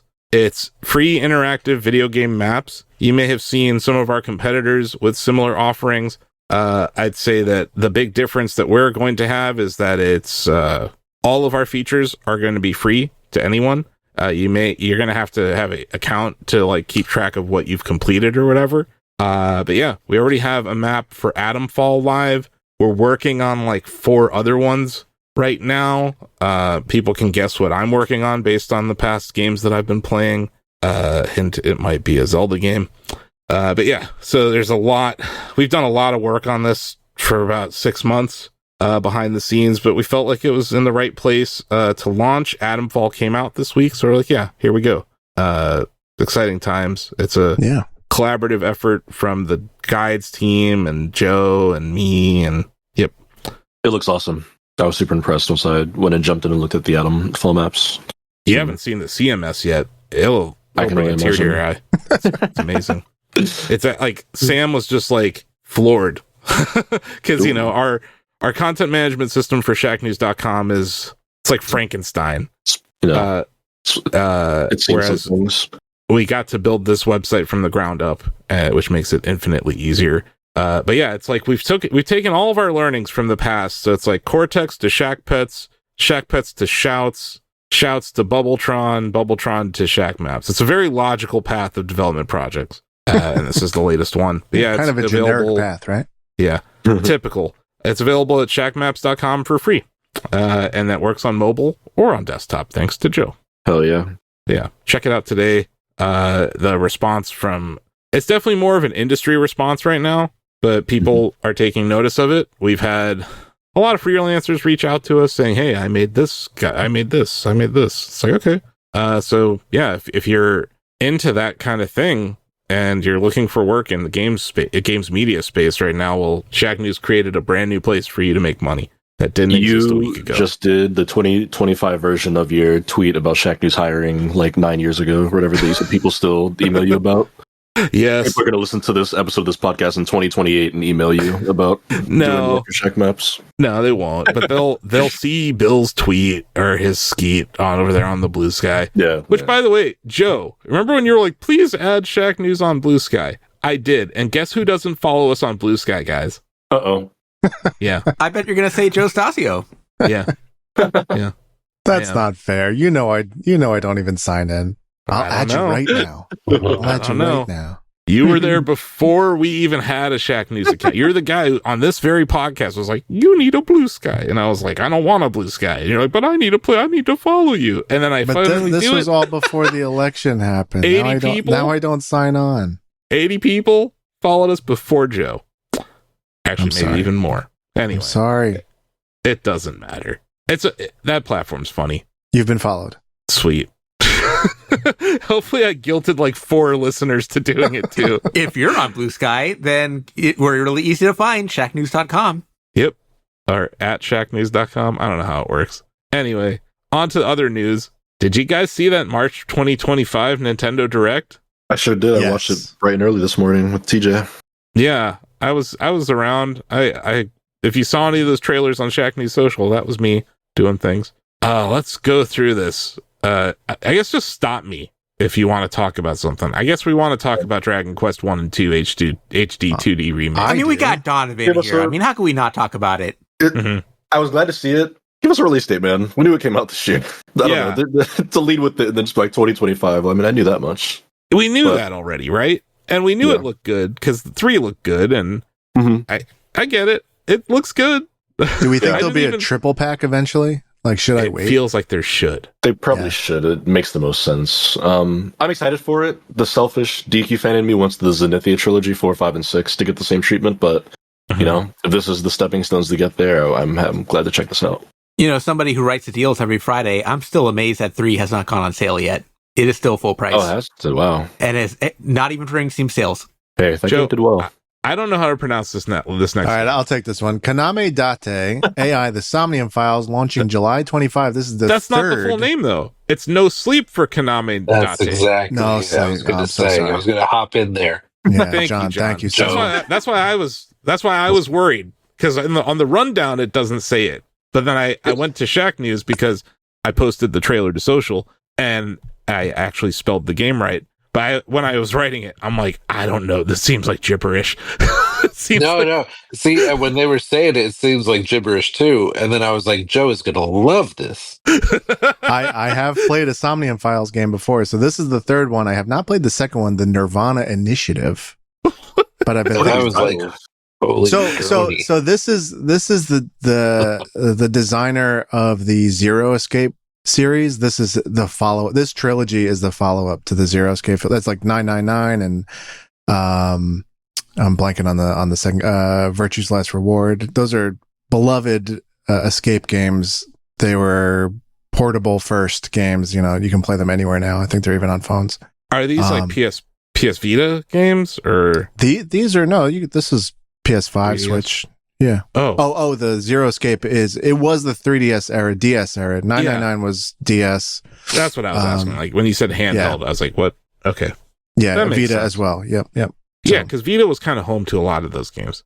So this series is kind of riding the pedigree of the designer whose name I do not know. Do you also know this next one, Raidu Remastered, The Mystery of the Soulless Army? Well, I do know of it. I have never played it. This is the action RPG kin of Devil Survivor, I believe, which is a turn-based RPG from Atlas that I'm more familiar with. Nice. Well, that looks cool. It's got you, man. Joe. That's why Joe doesn't participate in the trivia. Yeah, he's an encyclopedia. Yeah, He's an AI agent before exactly AI takes over. The OG. I can also generate images. I'm just much slower. And you know what? At least you don't plagiarize Studio Ghibli. That's true, but I can. Oof. I'm capable of plagiarizing. I just don't. Yeah, but like you have honor, and you know that the creator of Studio Ghibli would hate everything that happened in the last day. Anyway, You know what I hate more than those images? Shadow Labyrinth, Ozzie. Look, I've said my piece on Shadow Labyrinth on this show. I am willing to keep an open mind about this thing, but man, Ozzie, I had forgotten about it entirely, and then I see it on the list of trailers on the Nintendo YouTube channel, and I'm like, I'm gonna have to capture this, aren't I? And then I click on it, and I'm like, it's that damn Amazon show again. That's right. Yeah. That secret level, the secret level Abomination, right? that turned into a game. I thought this had I'm not already going to come repeat out. my rant I'm not going to repeat that rant, but like, yeah, I was pretty chapped about it at the time, but I'm going to keep an open mind because, I mean, I'm not. This I'm is not. something at least different. You know what'd be cool? You know what would be real cool? If An Epic actual Games Batman game? made a game based on that Unreal Tournament short. That was a cool short. That'd be cool if they made an Unreal Tournament game. Yeah, But, they can put those Fortnite skins in it of the characters from the show. Yeah, they can put those in the game. Secret level. I just have secret level PTSD is all I'm saying. I'm sure the game, it actually looks competent. It's a Metroidvania with like this postmodern take on Pac-Man, and it's a demon Pac-Man. It's a demon. And this kind of horror beat where like after you defeat your enemies, like the Pac-Man you're with like eats them. Isn't like, Harada the game director on it too? Yes. Like, so I'm not gonna say anything bad about Harada. He's awesome, but what a weird. That's just so weird. The whole point of Secret Level is, hey, we did a different thing than the game does, and then it's like, oh, never mind. Or we did a tribute to like what the game does, but it's not like supposed to be like. I didn't think it was supposed to be like marketing a future game, and that's what it felt like after this got revealed. I was like, oh, I got taken in by a trailer. Cool. Yeah. So now on to like the first of 3, I think, Sony properties from this direct. Yeah. I don't know if Sony owns Patapon or what, but Patapon 1 and 2 Replay coming to Switch. I think the word is that they got licensed out to Bandai Namco. Yeah. So, okay. Patapon coming to Switch. That is like one of those games, right? That we would have said that we would have put on a game that should be on Nintendo Switch category. Sure. I think it's cool. And like, it's nice to see that this system is getting games this year. Like, people who have a Switch that aren't buying Switch 2, you got stuff coming. Another game, Story of the Seasons, Grand Bazaar. That's got announced and coming out in August. A lot of these games are coming out in July. I don't know if you guys know, it's June and July. A lot of the ones that had release dates. It's a couple and then 26. Yeah, and then there are 2 games that we'll get to that are 2026. Disney Villains Cursed Cafe just launched, like shadow dropped today, right, Ozzie? Yes, it did. And stay tuned to Shack News. We'll have I'll be reviewing it over the next week and a half. So keep it on Shack News for more on that. Mm-hmm. Hey, do you not want to play Harry Potter, but you do want to have some sort of wizard and witch kind of gameplay? Witchbrook looks kind of cool. It's like This has been what, 15,000 years in the making? I remember when a long time ago. Witchbrook was originally revealed as like a top-down, not what do they call it? Not isometric. Like, they completely restarted maybe 6-7 years ago. So if you've been waiting for that game, which I have had my eye on it, this was out of the blue. It looks good though. Like, for the first time seeing it in a while, I'm like, that looks neat. We got another look at the Eternal Life of Goldman, which is launching this holiday. What a gorgeous game that is. Just beautifully animated. And then we got Konami doing it again, guys. They're like, hey, what if we did a Gradius collection? I'll tell you what, I'm going to buy it. Like, I love Gradius. Gradius Origins is what it's called, and it's launching August 7th. They're celebrating 40 years of Gradius. They sweetened the pot by adding a new game. Yeah. And just random Japanese releases, I think. Rift of the Necrodancer launched today on Switch. We got Tamagotchi, or they said Gochi, Tamagotchi Plaza on the Direct. Yeah, they said that. I'm not buying it. Sorry. It's definitely Tamagotchi. Thank you, Donovan. I was like, that just doesn't sound right now. It made me like, I did like a triple take. I was like, a Tama, what? But yeah, 100 new and classic Tamagotchis launching in June. Guys, we got a new Rhythm Heaven game. Okay. Rhythm Heaven Groove.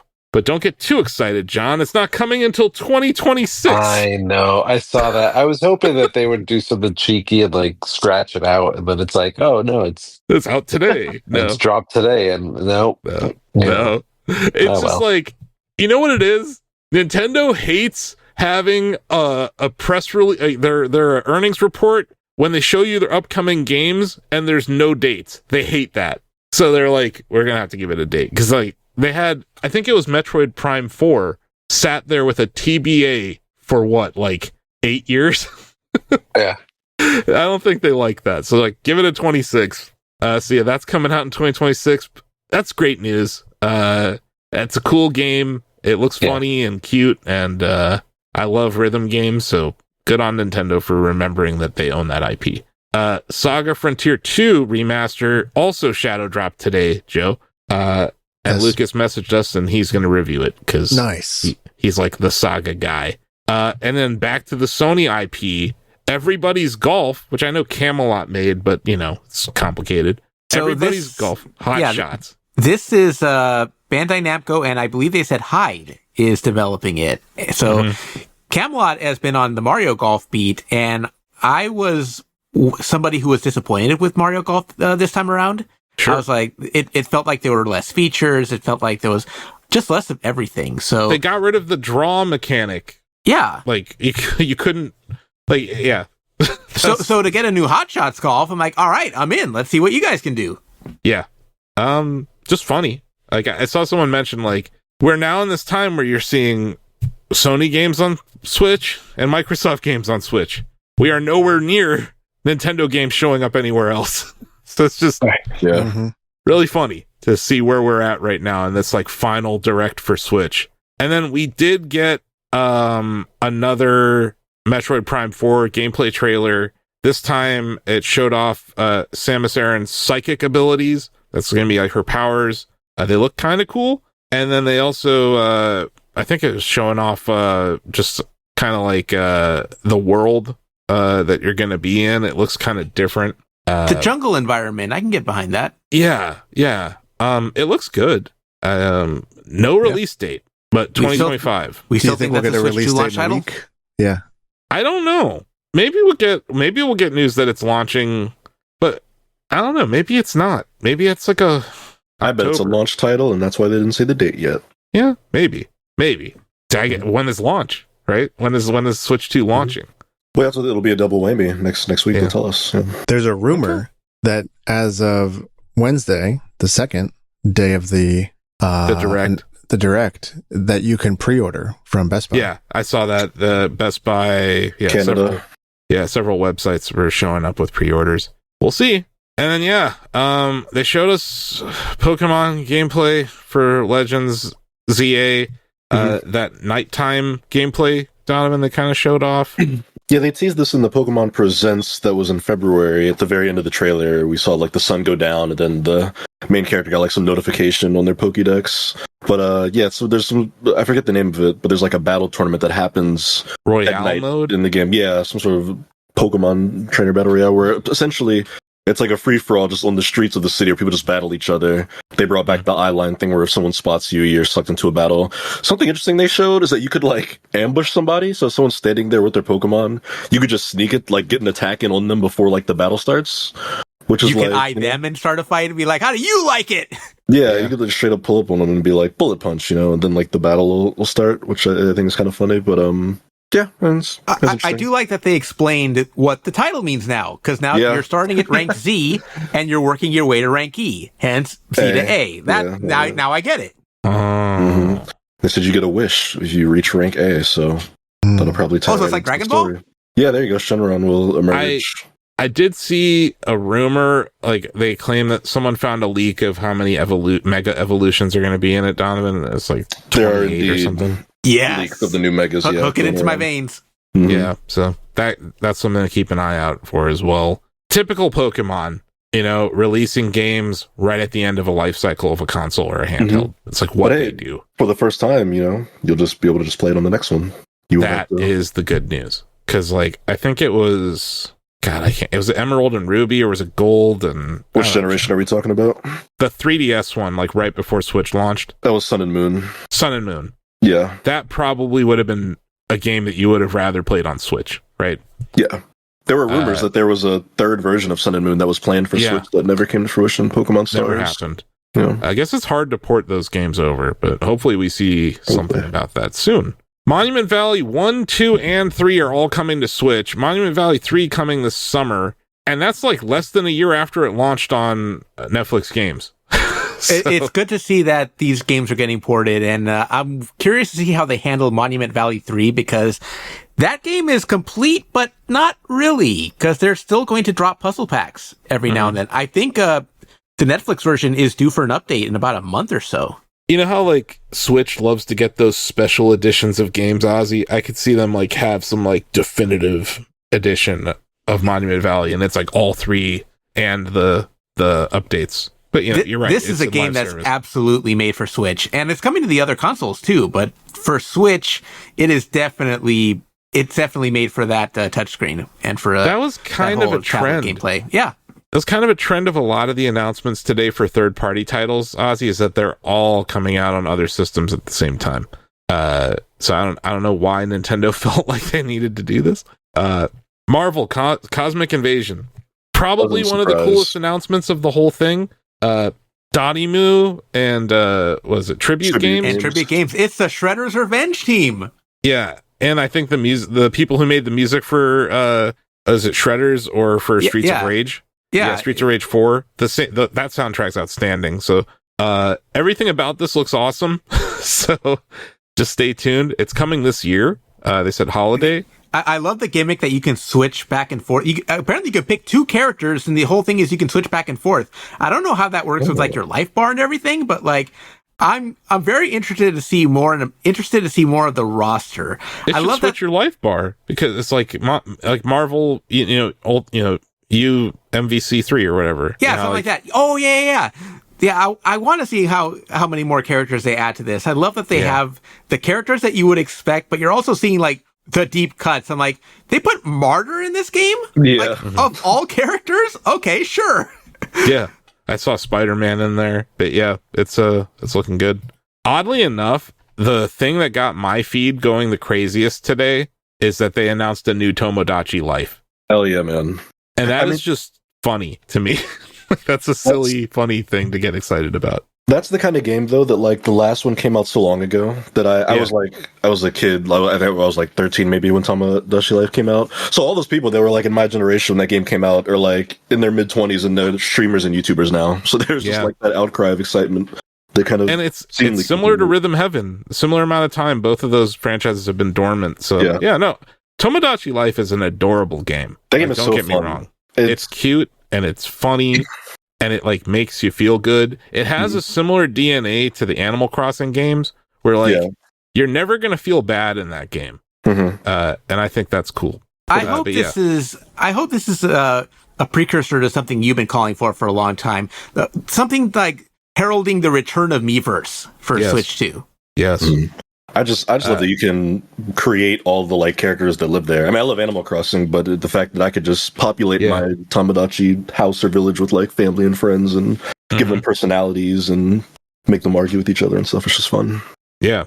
It's solid. And we already talked about Nintendo today. Shigeru Miyamoto ended the direct and he's like, I made another app. I will now disappear into when he showed up, I was like, whoa. Because Mario movie. You thought Mario movie. Yeah. I did. I also thought Mario movie. Yeah. They had specifically said, like, this is our last game announcement. And afterwards, they're like, we have another. And I was like, whoa, wait a minute. And then I thought it was going to be like Alarmo. I thought it was going to be Alarmo too. Honestly, I'm not even kidding. I was like, it's a sequel to Alarmo. Another Alarmo. Toasto. They've got Miyamoto on. We've been calling for Toasto. I've been calling for Toasto since Alarmo launched. Like, give me a Nintendo-themed Nintendo Switch as a service toaster. No, but I totally thought it was like a physical, maybe a physical toy or something. And then like Nintendo bidet, Lego. Did you say games as a service Nintendo themed toaster? Is that in Bubbletron yet? No, it's not. I don't think I mentioned Nintendo at all in Bubbletron. But so that was the direct. What I'm gonna do the Jeff Keighley thing. What would you grade this? I'm sorry. Did we skip over the virtual game cards? We did. That is how did you skip that? That's a big deal. You know what? My intention was to put your story, Donovan, and I forgot. Oh, no worries. That's why I left it out. But that's the big news. That's the biggest news. Joe commented in the chatty. He logged into shacknews.com to comment on an article saying this was the biggest story, and then he left it out of the rundown. That was the first announcement that gave me pause. Yeah, because once they started talking about game cartridges, I mean, it's effectively game sharing. But it's Nintendo's version. Yeah, it's the ability to share games across your own device. Like, so if you have a Switch and a Switch 2, I could see this working for that. Mm-hmm. Well, we gotta run this. I think all of us will use this maybe in theory. I thought of John first. You did, right? Yeah, you have like 9 Switches in your house for all your 9 kids. Well, I don't have 9 Switches, but I do have, the kids have Switches. You have the family plan for Switch I have Online, Switch. Right? I do have the family plan. So this works with that. It's lovely. I mean, no, this was great. I mean, anything that helps the consumer, like, make the most out of their purchase. Like, this is something that I think a lot of. Is this the first time that you have digital sharing across any of the major consoles? Yes. I think PlayStation doesn't do this. Xbox doesn't do this. No, you can game share on Xbox and PlayStation. It runs a little differently. Can you? If you're on Xbox and you just whatever you set as your home Xbox is where all the game sharing happens. But can you give it to another account? Years. That's like from your library. Yeah, from your library, yes. Xbox and PlayStation, I use that, and that's like a tremendous but thing. I would argue that their game sharing is probably better. But I get what you're saying, though. No, you can't like lend a game. I mean, just to give it to Joe's basically looking to borrow my library. That's what that's happening here. Right. Joe? Joe?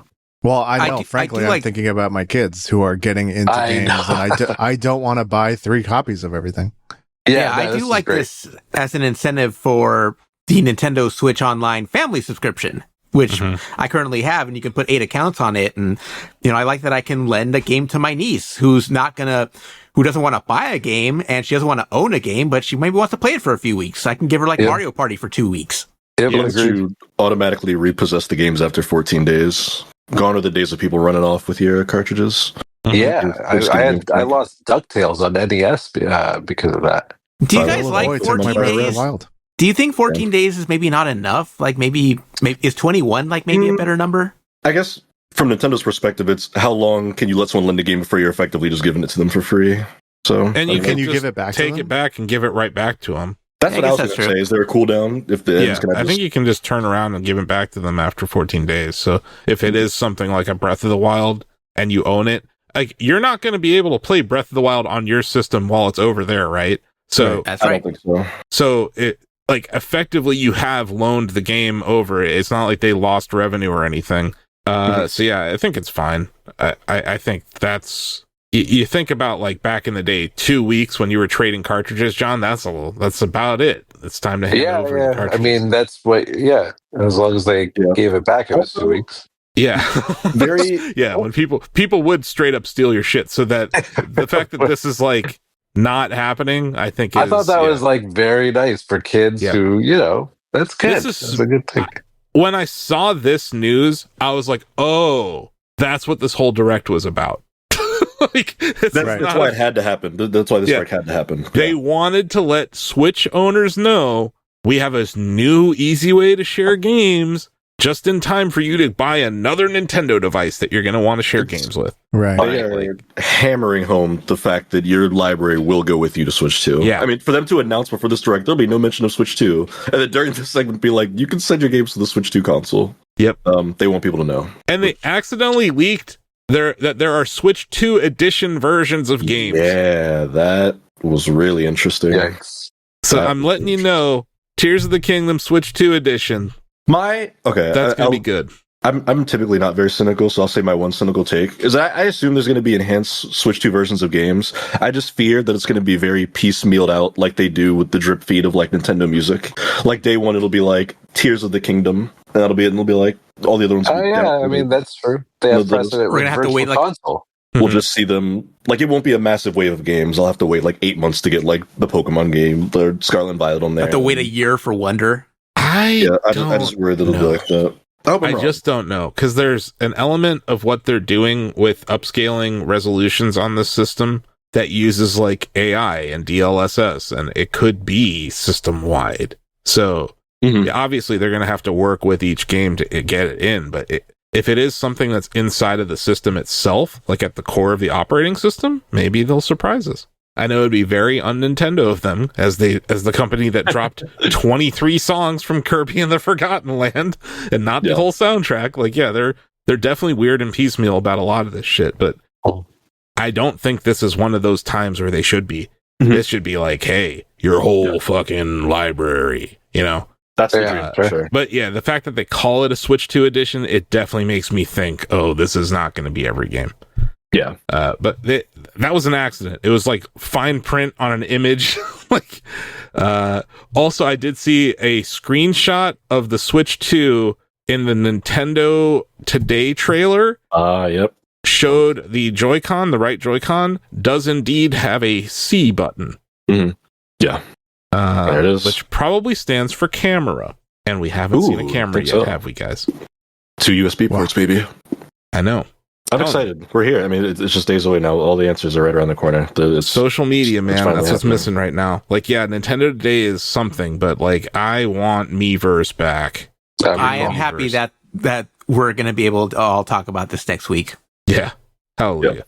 And then, I'm going to get this Indiana Jones story out of the way first, Joe, because it's just a release date on the system. Indiana Jones and the Great Circle comes to PS5 on April 17th. Uh-huh. That's it. Did it.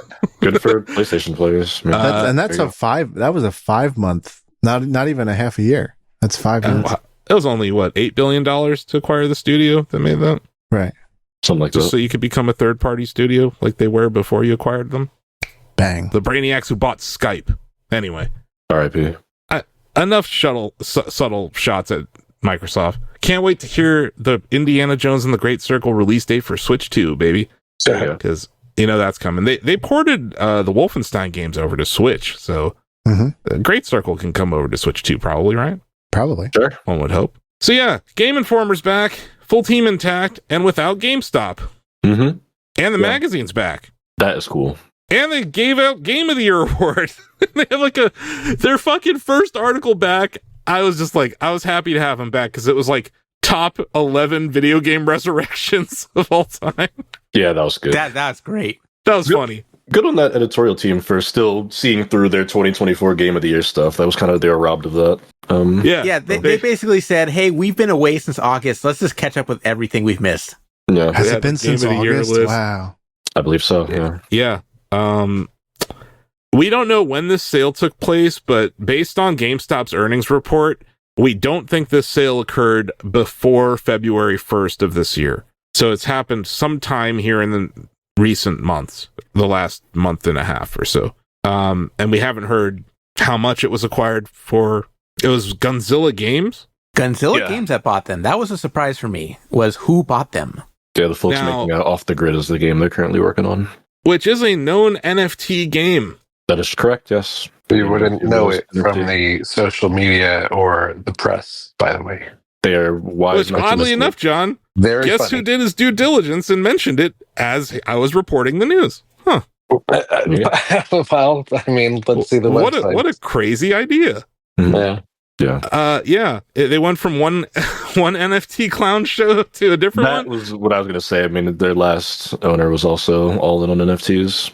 Oh, we're about to get into that here in a second. They did say that they're going to have like independence. It's a separate subsidiary called Game Informer Incorporated, I believe. And I don't know. Yeah, everyone got raises. I thought that was crazy. Not just the fact that Game Informer came back, but that they hired everyone that was there, and that they, according to I believe it was Alex Van Aken, said they all got raises. That just they would have to, because that's a long. Some of them have to have had moved on, right? So if you want me back, did anybody leave? And I have shell shock now. Make it worth my while. Yeah. But I also think it's like some of those people, they're long tenured Game Informer people. They might not know what else to do. Like they're really good at running Game Informer. You know what I mean? They're like, they understood the process of making that magazine and the cover and all that. Or then, Brian on the editorial side on the website, like understanding what they need to do. So I'm going to give you a more optimistic take here, John. The reassembly of the team, just the fact that the site is even back, but that the reassembly of the team occurred, I think is showing something about our industry. We're not worthless. AI is not replacing us yet. And there are outlets out there that are doing things outside of traditional games media because we are responding to the secular changes. Shack News, for instance, with the launch of ShackMaps, is exactly what I'm talking about. There are places we can go in this medium that cannot be replaced by AI today, tomorrow, next year, or 5 years from now. And one of those areas is something as simple as previews and reviews. And I think Game Informer has done a great job historically on their previews and those awesome cover stories. So I'm happy to see them back. It sucked how GameStop handled this. Yeah. They got the archives back too, I should say, on their website. All the deleted articles from the last decades, all that stuff's back live. Yeah, which they're very happy to see them back. I think I was already a hater today. Very happy, seriously, sincerely happy that people are employed. I don't know if it's I'm gonna save it because I think it's just interesting again to see the reaction. And Asif, you're doing your due diligence. I saw a lot of websites not mention this devilish NFT thing that Yeah. Back when GameStop owned it, man, they were hammering the NFT market. They were hammering NFTs, they're hammering GameStop and this and that. And it's just like, I think it does say something about games media. And again, I don't think it's an optimistic thing that it says, and games media's reaction to it, and the absence of any disclosure on that website, any disclosure from the letter of the editor, anything like that. I think that's really interesting. I have to imagine, though, that their future coverage will be disclaimed. I mean, if they have to cover, but that's Donovan. Exactly, you have to imagine. It's requiring imagination. They didn't state it. It's interesting. I'm coming from like a place where we've done stuff with like sponsored by Google, sponsored by Walmart, things like that. The amount of disclosures, tied to FTC or FCC and this and that, it's exorbitant. And we go completely out of our way to be like, hey.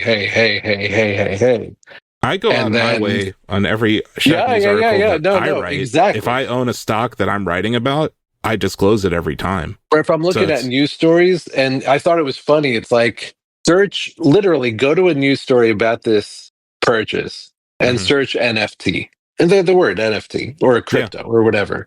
And by and large, you don't see it. And I think it's because of the euphoria and the happiness that we rightfully should have for people who have their jobs back.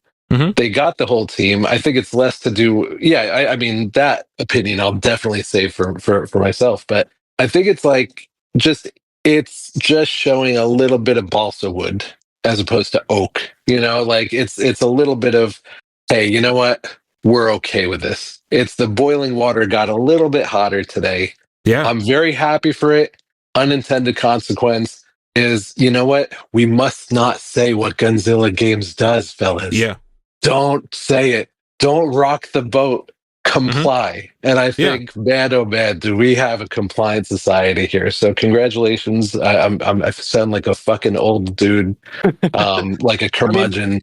But man, have I seen this time and again. Thank God Game Informer has the followers enough that games media and the social media, this is okay.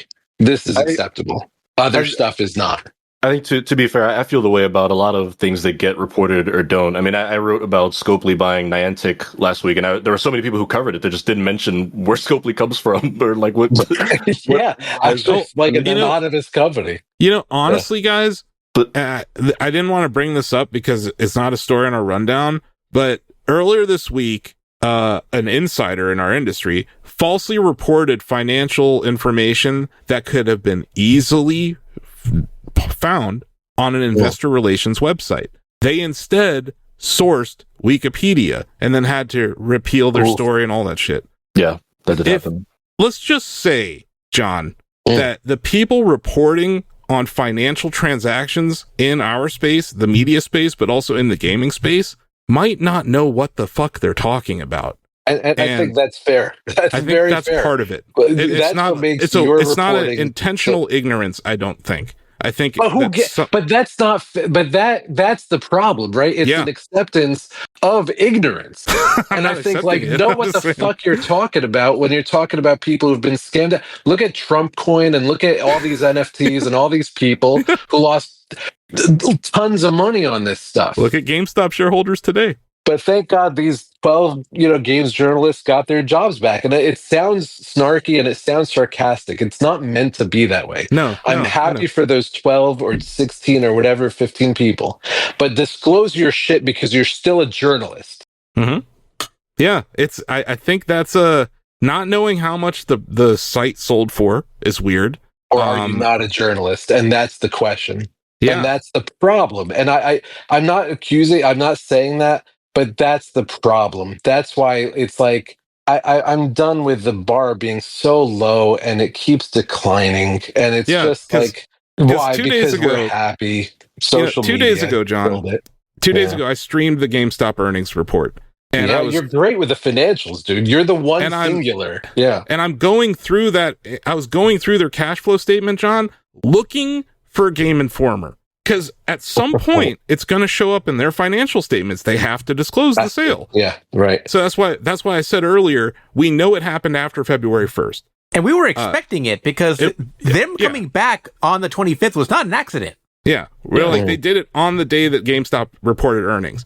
So I was like, maybe there was some sort of embargo on this information, but no, we didn't get any info, and we might not for like 3 months or something. But I feel like eventually we're gonna know how much this was acquired for. And as people who own websites in the space, that's interesting.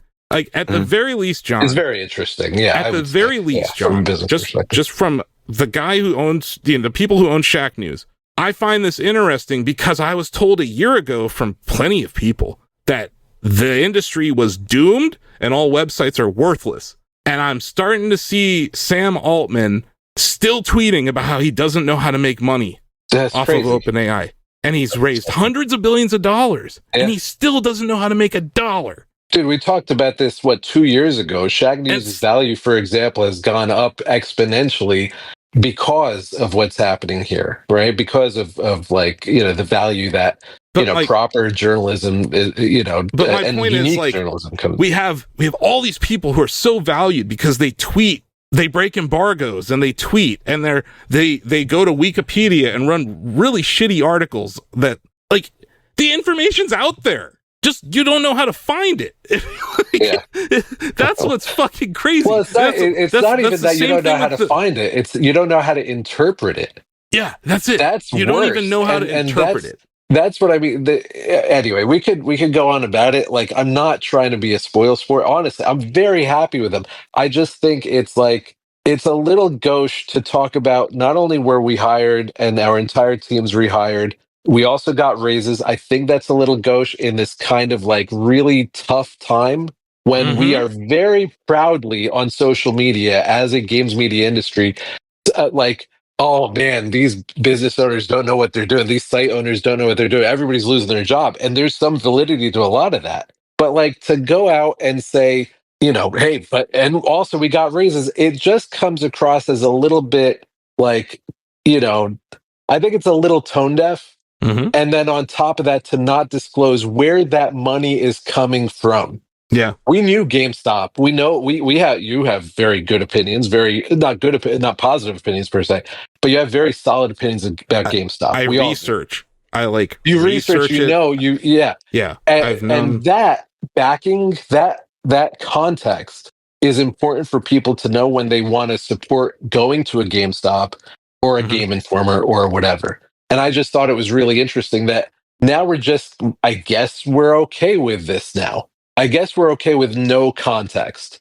And I challenge you to see websites that do mention the NFTs and that do follow the money. Dude, it's classic journalism. Follow the money. Yeah. Really interesting. No, I think it's a combination of things. It's ignorance, and I'm not celebrating it because I offered, John, years ago, when GameStop was really popping off in 2021, I was like, look, any of you in our industry, any of my colleagues need help covering GameStop, reach out to me. I'll come on your podcast, whatever. Yeah, I can help. Sure.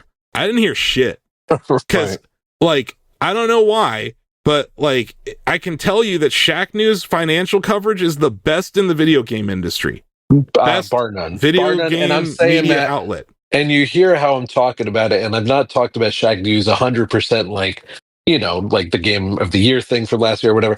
And bar none, the financial reporting in the gaming industry and just generally tech and whatnot, I don't find it better than at Shack News. And it's real simple. I think it's good. It's real fucking simple, man. What have I told all of you? Donovan, Ozzie, like, it's facts. We report facts. We don't fucking, this is why this no, facts. That's what we report. Yesterday, it was $1.5 billion in convertible notes. 2 days before, it was earnings, right? Here's what they said. Here's the actual link to the source. And like, so much of Twitter, and I know it's like everyone hates Twitter. Twitter's still the leading source of misinformation in the world right now. Finance on Twitter has gone to complete dog shit in the last 5 years. And it's Elon Musk's fault or whatever, but it's also all of the people who are sharing this shit, that they see something that confirms their bias, and without researching it, they just hit retweet. And it's that attitude being applied to the coverage of financial news in our space. And so very rarely will a games media outlet actually link back to our factual coverage. Like, they just don't do it. So either they're incapable of doing it, or they see what we're doing. You're not like, part of the clique, man. Like that's. I've never been part of the cool kids club. That's what I'm saying, and I think was the guy showing up in a limo to Judges Week, and they're like, "Who the fuck is this guy?" And then I get out in cargos and a hoodie, and they're like, "Who the fuck is this guy?" That's where it just it's so disappointing after this many years is all, and that like. But you know what? Take solace in the fact that. No, Shack News has the best coverage. Yeah, take solace in that, and that's awesome. And I think that's where I wish Game Informer. I wish them all the best. I'm sure that they're going to be independent. I imagine too that they're going to be independent. It is an imagine. I do have the Pollyanna perspective that I feel like I want to believe that Gunzilla Games bought out Game Informer because they're fans of what they do. And that they want to see them do their thing, and that they recognize that gaming is a better place with them in it. And part of the reason I want to believe that is because I see some shades of the Shack News story in here. Because once upon a time, Shack News was owned by Gamefly, and Gamefly didn't know what to do with Shack News either. And one day, a guy named Asif Khan came along and bought Shack News, and you know, by the grace of God, we're all still here, and we're still doing our thing, and we're doing our thing better than ever. And I hope that's how the Game Informer story goes from here. Yeah. I mean, I definitely didn't raise $20 million in financing before I bought Shack News. Because John, I followed the money, like you said, and I learned about Gunzilla Games and how they've raised over $50 million in the last 3 years, largely because they're a crypto-focused gaming company. So I know where the money came from. And by the way, I'm not a crypto. I've dabbled in crypto in the past when it was like the fad. And I lost all my Doge. I lost it. It got stolen. So I'm just thinking like, I don't know, man. It's just 2025, you know? So. I mean, it like... But that said, it's a very good thing for like that staff, for people who enjoy that content. I just like the magazine, man. Magazine's great. It's always awesome to have like a print, print magazine. So all in all, it sounds like, very curmudgeonly or whatever. It's just like, I don't like the degradation of the industry and our like continued lowering of the bar. That's full disclosure. I emailed Ryan Cohen offering him $50 for Game Informer. $50 an ham sandwich, I thought. Yeah. No, I was going to reply with the ham sandwich offer, and he never replied. So I was like, you know what? I'm not going to take this guy seriously.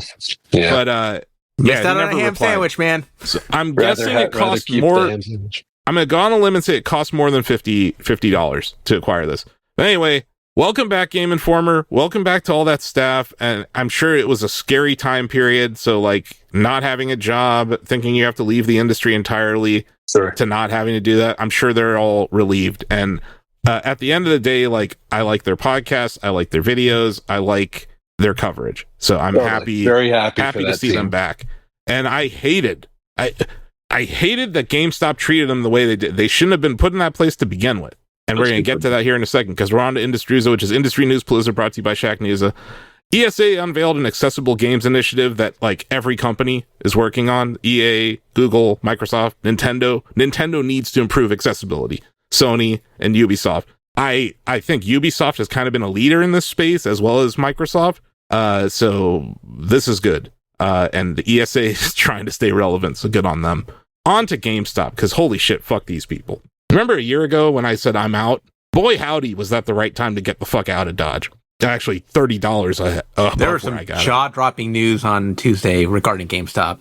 So yeah, GameStop, every single revenue segment was down year over year, but earnings were up 300%. There's like 3,000% because they fired a bunch of people. They cut about $150 million of costs, and they're sitting on something like on Tuesday, they were sitting on $4.7 million of cash and very little debt. And they announced that, we're going to start buying Bitcoin as a treasury reserve asset, right?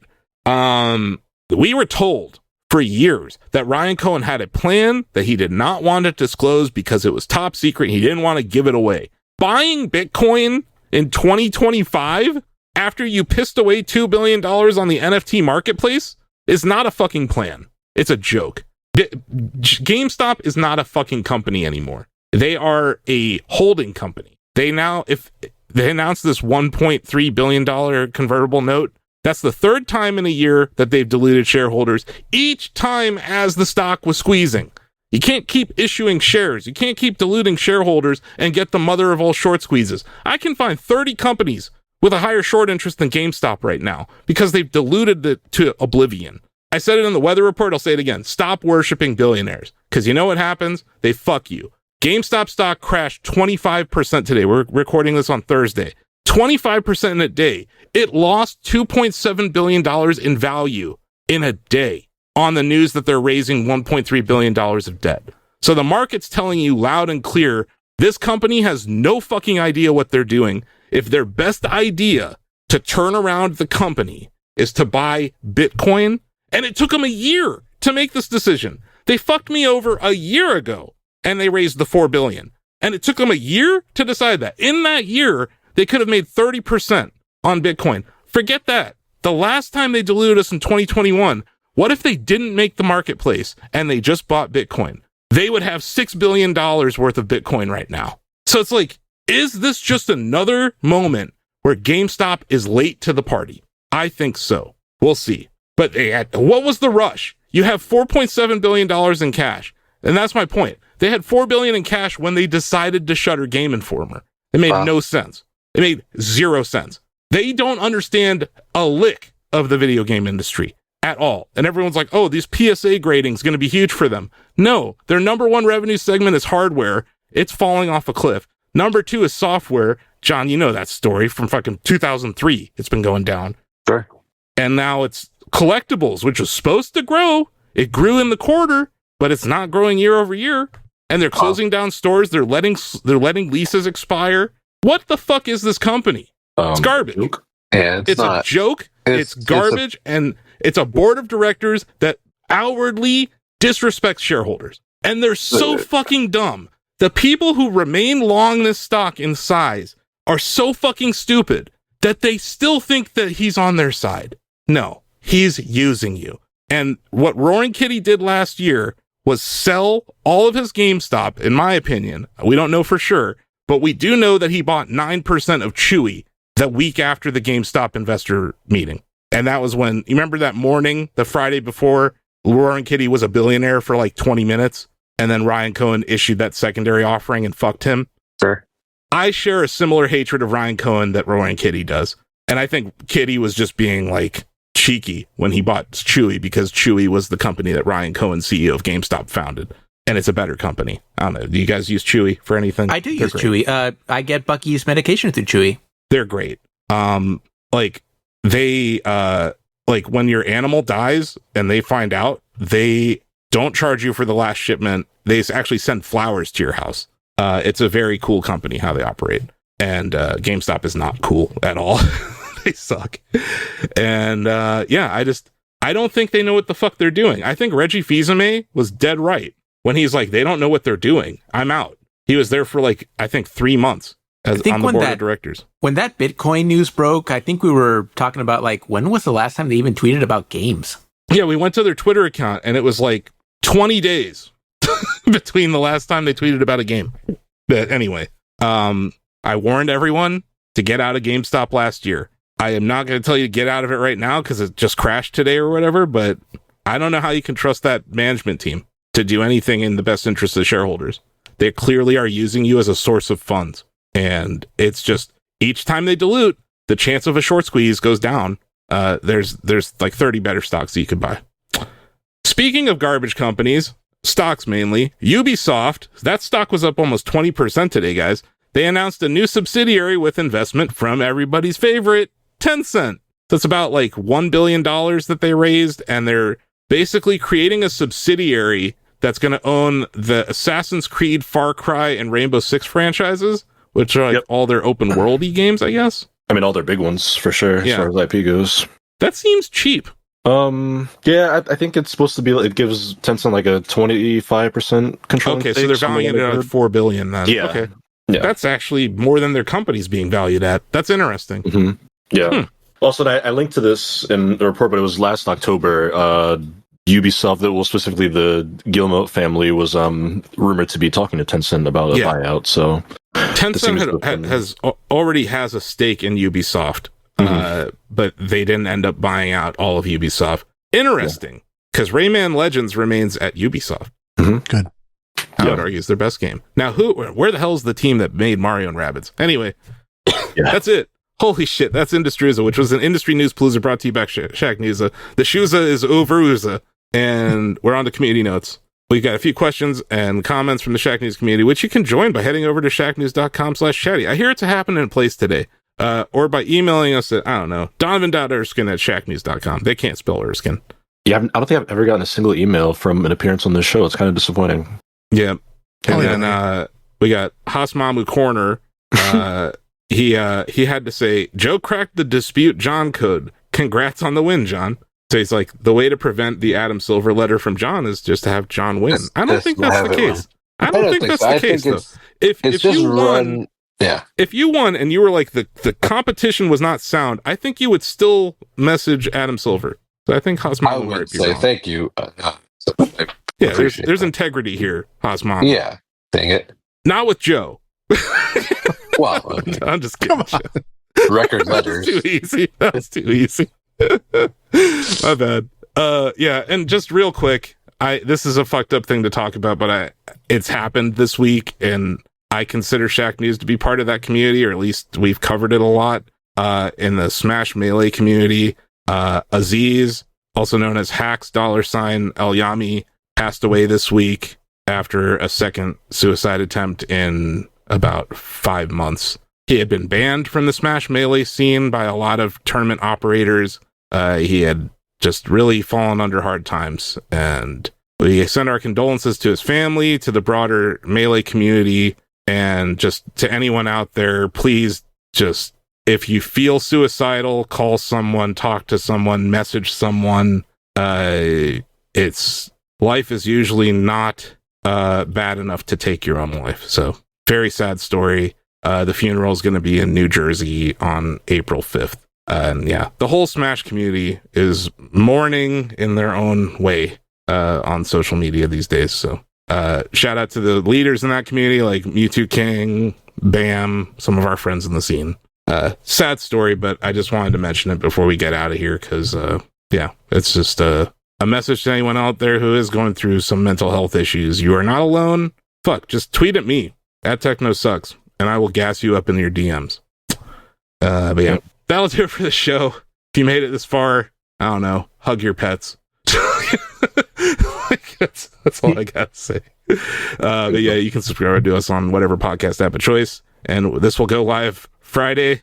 Thanks to Donovan and Ozzie for heading over to GDC and coming back with all those sweet previews and stories, and we got more stuff coming out all the time here at Shack News. Thank you, John and Joe, for doing the things that you do here. Sure. And that'll do it for the show. This is where we wave the camera when it's not on. Right? Yeah, no problem. Yeah, thanks, get it. Thanks. Peace. Yeah, we'll see you next time, everybody. Bye-bye. Bye-bye. Bye.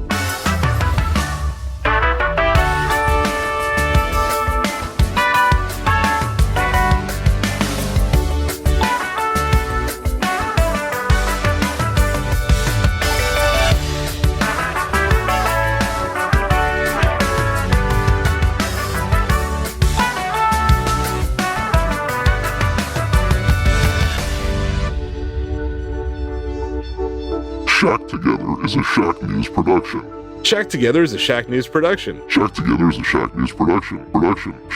Shack News is a multimedia company consisting of a variety of entertainment properties, including ShackNews.com, video game and cutting-edge technology coverage with evergreen video, guide, and long-read content, providing readers and viewers with the latest reviews, previews, interviews, and news.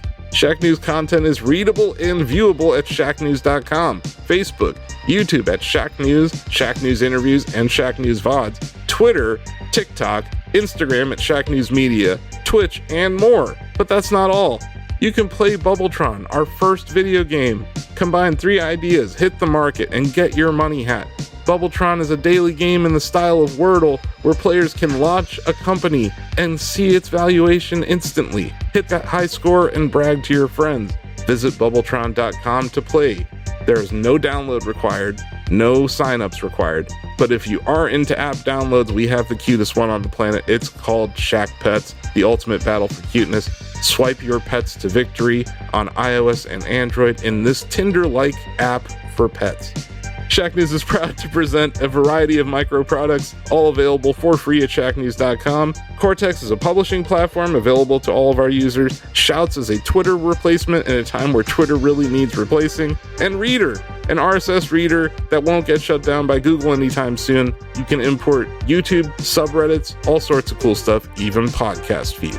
And lastly, all of our products are completely free to use and play, so if you're a fan of what we're doing and want to support the Shack News ecosystem, head over to shacknews.com/Mercury. Mercury offers subscribers access to exclusive Shack News swag like hoodies and VIP access to our long reads in downloadable format. It's a great way to support us. There's different tiers, and you get a lightning bolt next to your name.